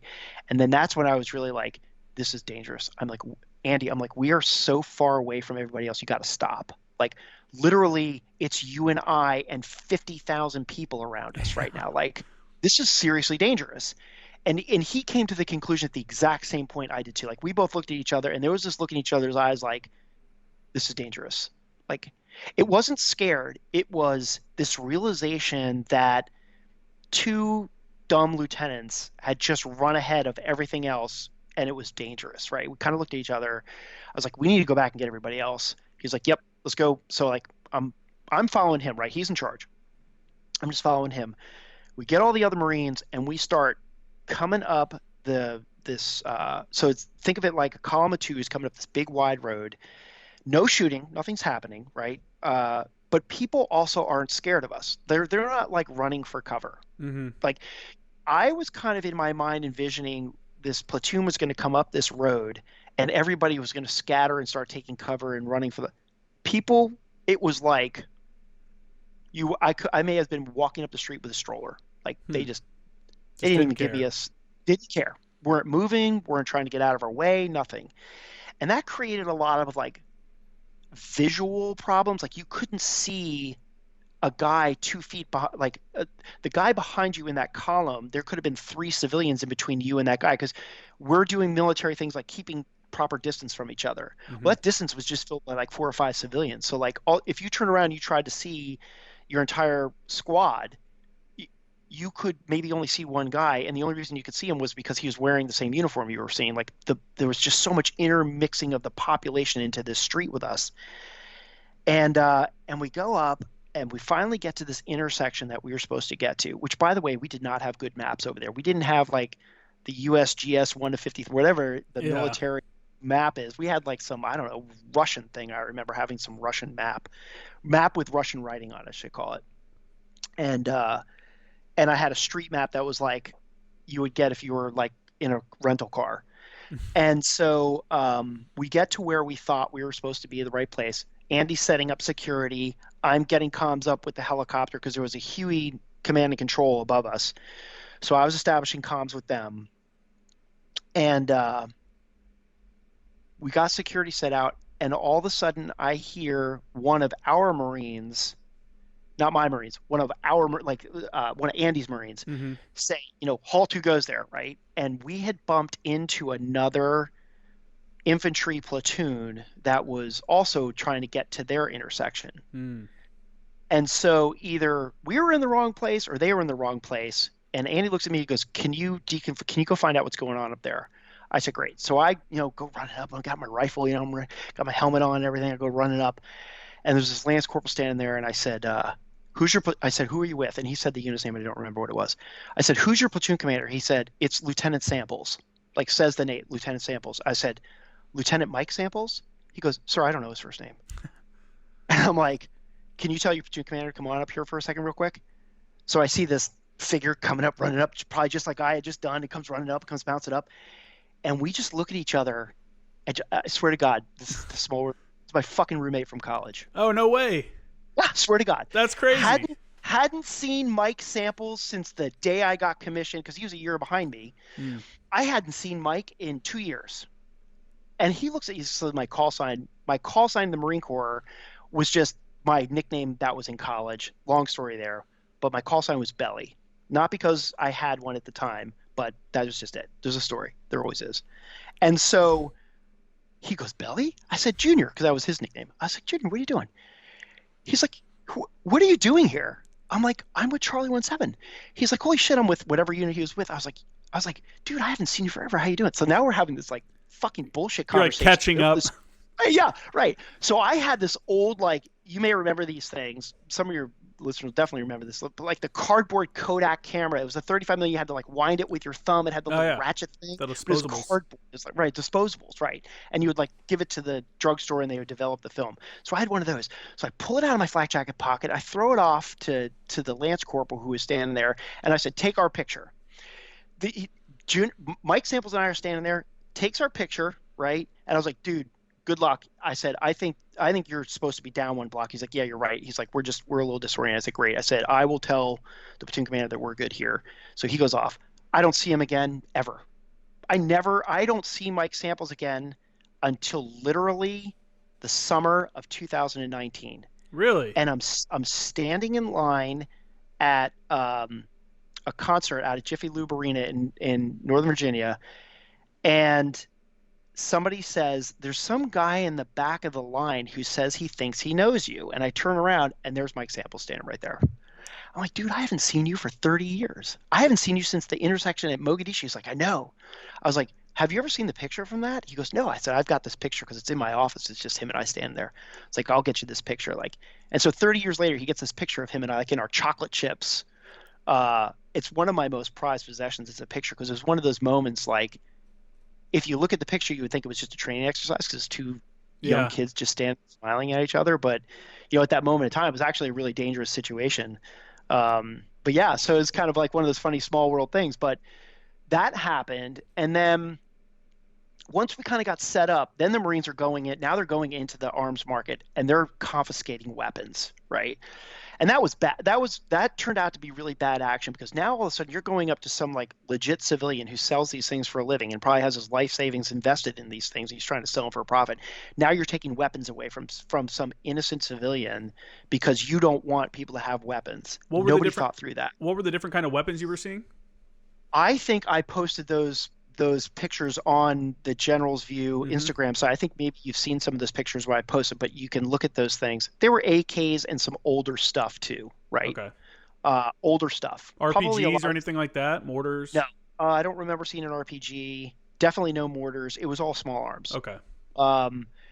I think probably like if you close your eyes and imagine what kind of weapons you would confiscate in Sangan, probably look a lot like that. Okay. Old stuff. But yeah, Bedazzled. we're heaving them up in these 5 tons, like literally just heaving weapons up into these 5 tons, just taking weapons away from everybody. Fortunately, nobody got into a sustained engagement there. It was like pot shot stuff. It was pot shot stuff.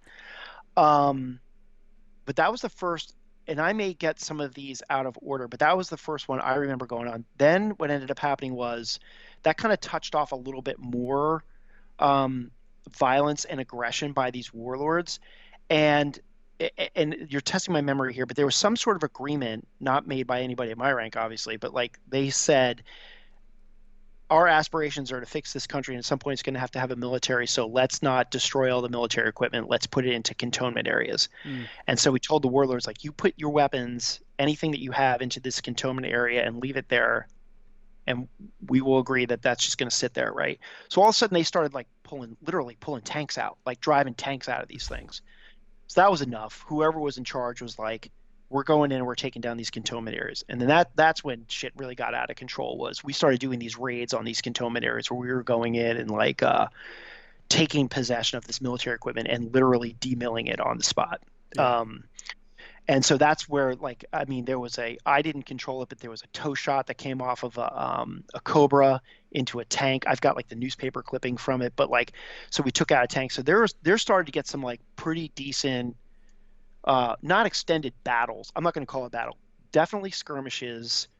Nothing ever lasted for more than an hour, but there was some hot and heavy moments. Mm-hmm. And it was all in that. What ended up happening was like we were taking possession of the technicals. We were taking possession of anything that they had that was a military weapon that could be used against us. We decided we'd had enough of it and we were going to demil it. And again, I think I put some of those pictures on my General's View website of the old 9 or 8s, because all we had was satellite pictures of these cantonment areas. So when you look down on a 9 or 8, you see a howitzer. When you stand up on it, you're like, this thing couldn't fire if it had to, you know?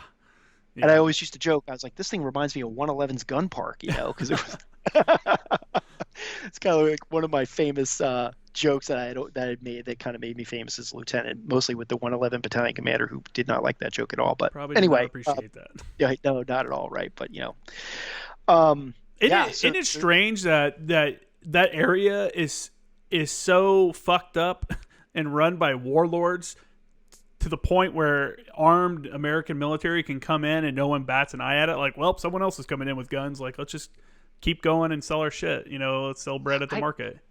I didn't understand the culture over there, nor should you expect me to, or any American. I mean, because I remember looking and saying, like, why did they tear all of the sheet metal off the roof of that building just to take the sheet metal and create a tin shack next to the building? Mm-hmm. Like, why didn't they just move into the building? You know, like, weird stuff like that. Like, you just look and you're like, what is going on? What are they thinking? And I think I told you the story about the Cobra that thought they saw a technical coming up when we were in that cantonment area. Mm-hmm. And like, you know, just the crazy stuff, like they would turn pickup trucks into like donkey drawn carts. Like, what happened to the pickup truck? You know, like, you see the same stuff in Afghanistan. Yeah. Yeah. We called it I don't think we get it. We called it an Afghan solution to an Afghan problem. I have a photo of the first place when I got to Sangan, we went to, we were Afghan National Army advisors. You know, the listeners know this, but the first Afghan patrol base that we went to, we go down, we pull in, we're like, hey, how's it going? The advisors were taking over kind of showing us around and introducing us to the key leaders and stuff like that. And me, you know, I was a JTAC at the time, so I'm like, well, I'm going to get up on the rooftop and see what I can see. That's like basically, I was telling guys, I was like, I need to make a coffee table book, the rooftops of Sangan, and just have photos from all these rooftops. But yeah, I go up there and he's like, yeah, careful, we get snipers over this way, blah, blah, blah, blah, blah. And I'm like, all right, cool. And I'm like looking down into the compound where the Afghans and stuff are running this, you know, little patrol base out of. And we called them Twinkies, but they're these mud huts, and they have these like little kind of dome, but long dome kind of roofs, and they look like Twinkies from the, from a satellite image or whatever. And on top of one of these Twinkies was like this wooden shack. It looked like a little wooden shack on top of this roof on top of it. And we're like, what the fuck is that? And this dude was like, man, he's like, this is what you're going to learn out here. He's like, that's an Afghan solution to an Afghan problem. He's like, they needed a bathroom. So they built like kind of like a porta-john out of plywood, put it on the roof of this building and busted a hole in the roof. And we're just shitting and pissing into the room below it. And I'm like, no way. I'll have to do the same thing and put a photo up on Instagram. But I'm like, no way. But there was a room, and they just sealed off the door downstairs, and they would just climb on the roof and then shit into it. And I'm like, oh man. I'm like, this is, where am I right now? Yeah. And you asked me before, like, what did it smell like? It smelled like that, man. That's what it smelled like over there. If I ever smell a burning tire or a burning, shitter, takes you back, that flashback, dude, like that. I can sit here and tell stories all day long, and it doesn't bring me back to anything, but like that smell will, right? You can't describe it, but you know it when you smell it, and it evokes memories, like, for sure. And I'll say to Sarah, my wife, I'll be like, God, that smell reminds me of when I was in Mogadishu. She's like, I don't even know what that smell is. I'm like, well, that's what it smelled like over there. Like, you're probably okay not knowing. Yeah. And it was funny, like a truck, you talk about smells real quick. Probably not the most interesting topic in the world, but a truck pulled up in front of my house the other day to deliver some firewood.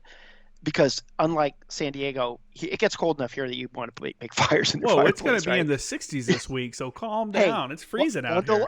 Bundle up, man. People are. It's crazy. Right. So, and so this truck pulls up, and it's like this Ford F-350 thing with a dump thing on the back. And I go out, and I walk up to the guy, and the smell of the exhaust coming out of that truck was like a Humvee exhaust, like that, or like a 5-ton. And anybody that's listening to this knows that smell, but you don't smell it every single day unless you're still in. And I smell it, and all of a sudden I was like, whoa, like I could have sat there and told that guy 15 stories in a row just based on that smell of just one whiff of diesel gas, unfiltered diesel coming out. Unfiltered diesel. Yeah, right, exactly.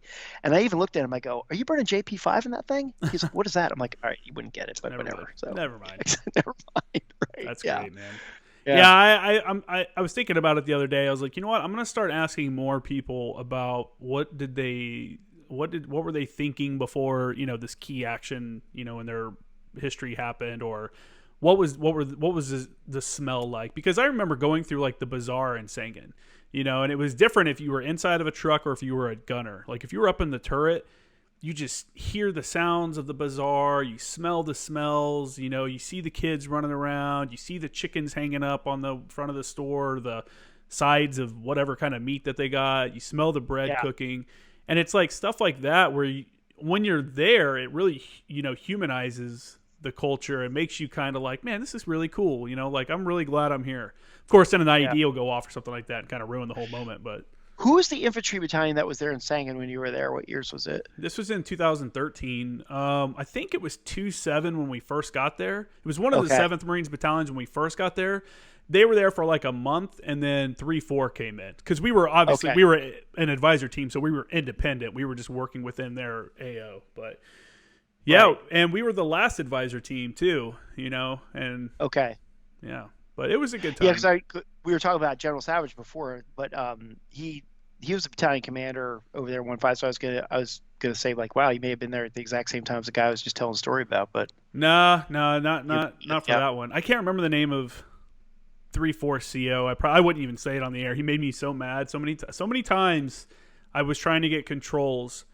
And we had guys being shot at or pinned down or whatever, and he would just not approve anything. Like we're having sustained firefights with Taliban dudes that are lobbing RPGs at armored vehicles and stuff like that, just standing and fighting. And it's like, well, we want to make sure the Afghans are using all their weapons. I'm like, bro, I got Dishkas, I got 82 millimeter mortars firing, we got dudes running up on, like give us a fucking Hellfire shot, or something, Yeah. because this is Yeah. getting a little insane. Someone's gonna.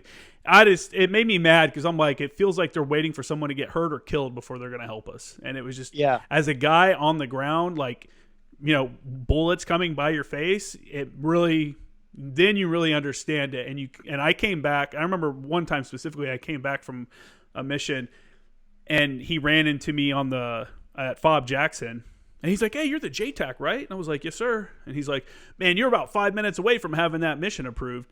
And I'm like he was helping, Jesus. and I'm like, this was one where I was laying on my back and bullets were flying across my face, like inches from my face, and I'm like, dude, in my mind, I'm like, "Fuck you, man." I was like almost shot in the face out there, and you're sitting here denying my mission just because you want the Afghans to try harder. Like, get the fuck out of here.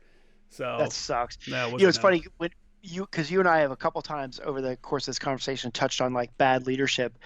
I'll tell you, here's some insider officer stuff for you that you probably don't hear on the enlisted side, right? And I'm sure this exists like this in some form still, but when I was growing up as a lieutenant, we had what was called the LPA.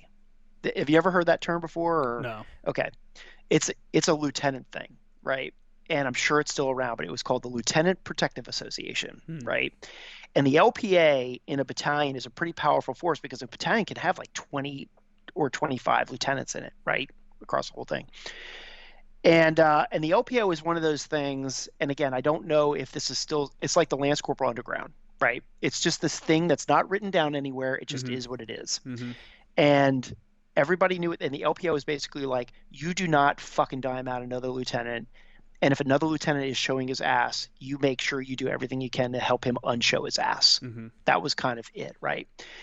But the LPA was also a very powerful force in that if something was happening in the battalion at the captain or above level, there could be a groundswell of things that would happen that wouldn't be very helpful to whoever it was that was being an asshole, right? So I'll tell a story now about the LPA in 511 when I was there. There was a battery commander, and I will not use his name, but everybody who's listening to this will know that was in 511 will know exactly who I'm talking about.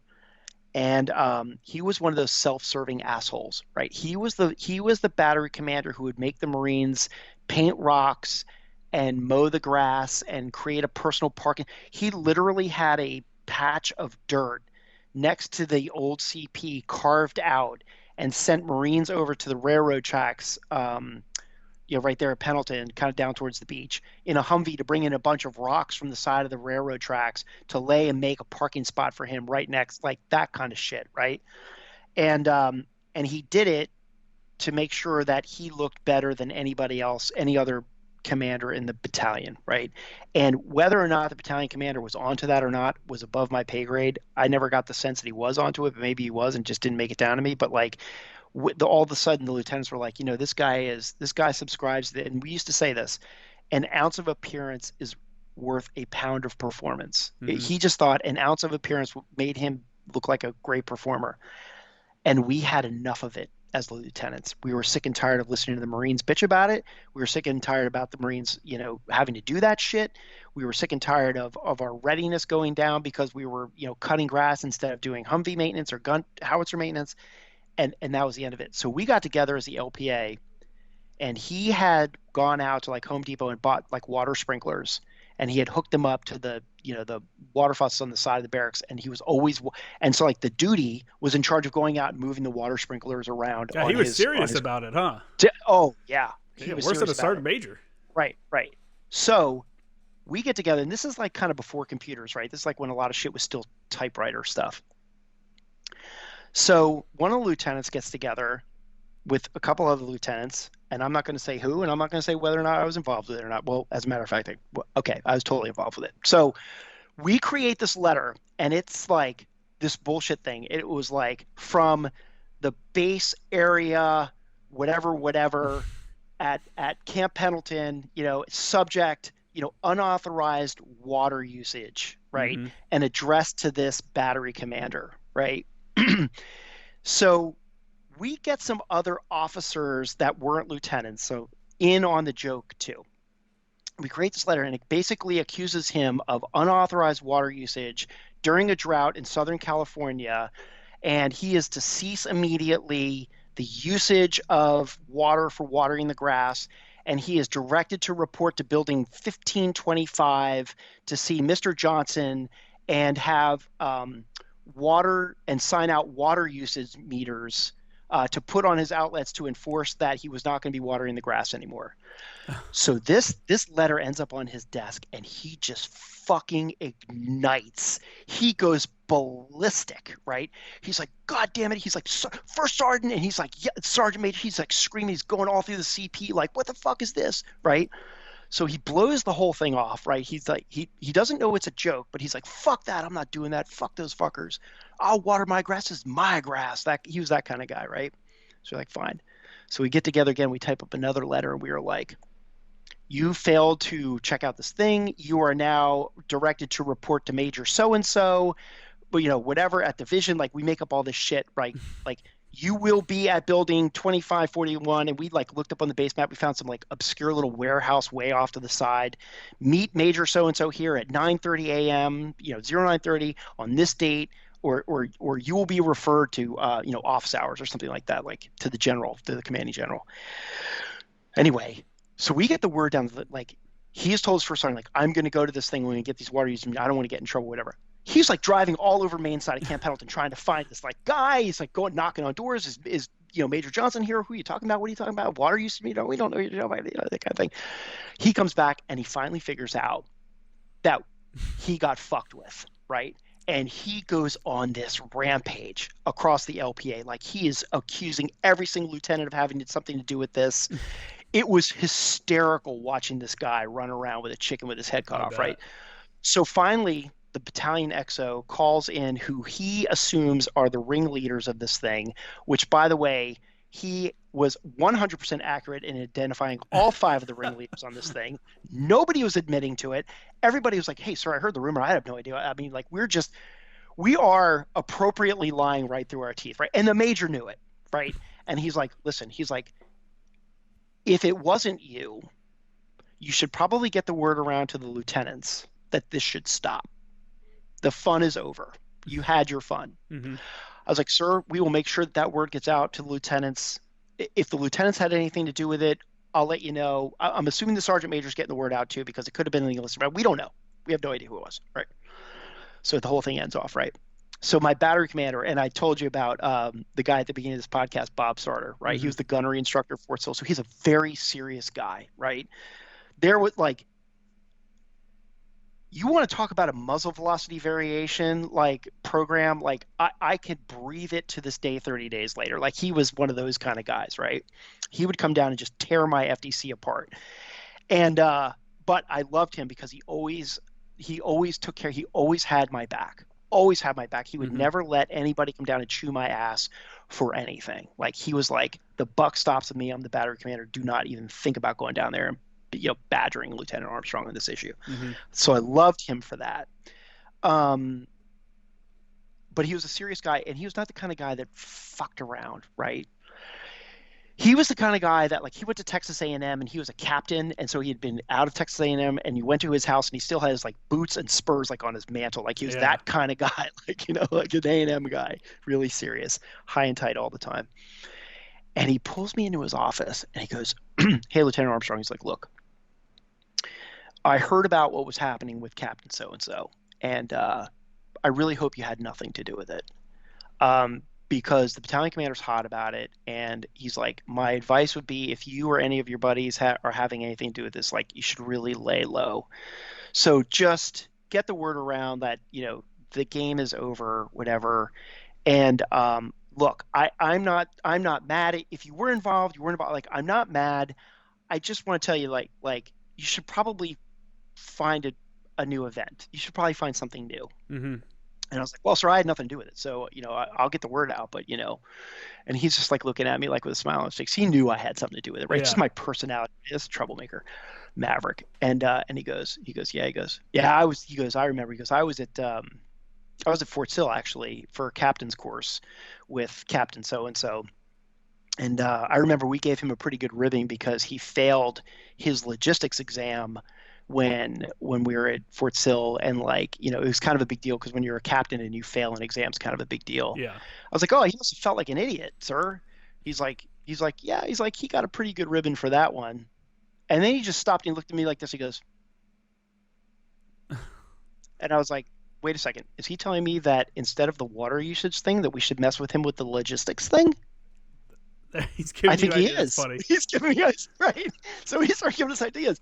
So like a month later, we fire up the typewriter again, and we fire this guy off another letter saying like, during a routine audit of our Fort Sill records, it came to our attention that, you had failed the logistics or whatever, and you were hereby directed by the commander of Fort Sill to immediately check out the basic logistics MCI for Marines, and please report your progress, whatever. And we just slipped that under his door. And not that he took that seriously at all, but it was like that final shot, like, fuck you, we will never forget that you're a fucker. We're always watching.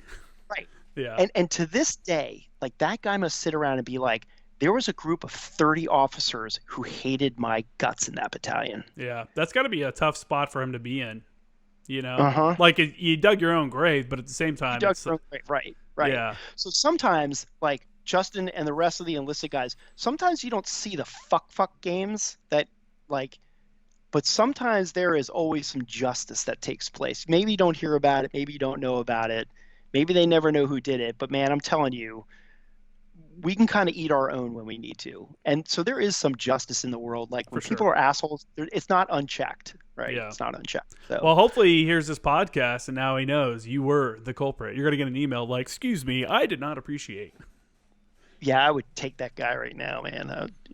Anyway, still not a fan. But and any of my 5'11 buddies who are listening to that, they're all snickering because they're like, yeah, I was one of those 5 guys. That's hilarious.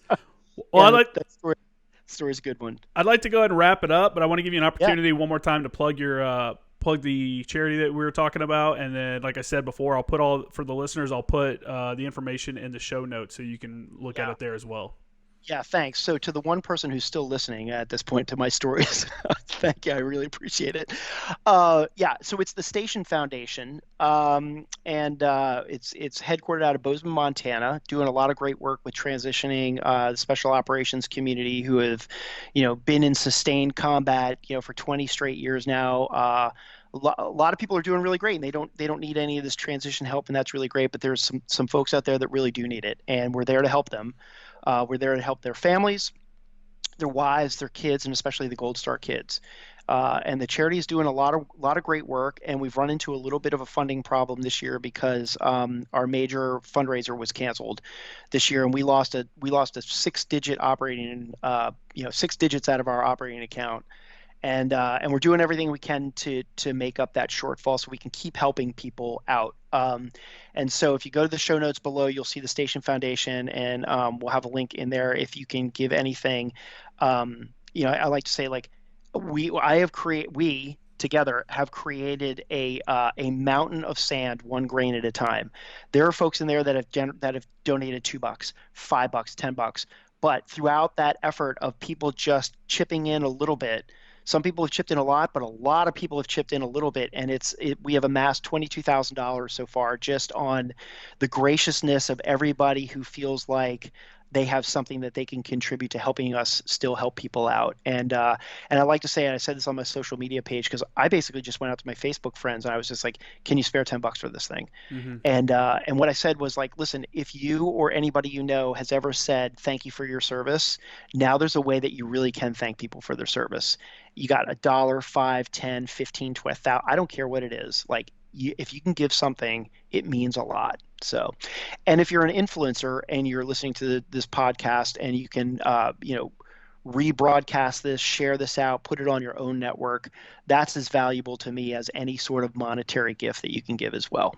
For sure. Well, David, again, man, I appreciate you coming on. I appreciate, the charity sounds great. And I'm all about, helping people transition out and stuff like that. And you're right, COVID-19 has really decimated a lot of good efforts that have been going around the country on a lot of fronts, not just military charities and stuff like that, but other stuff too.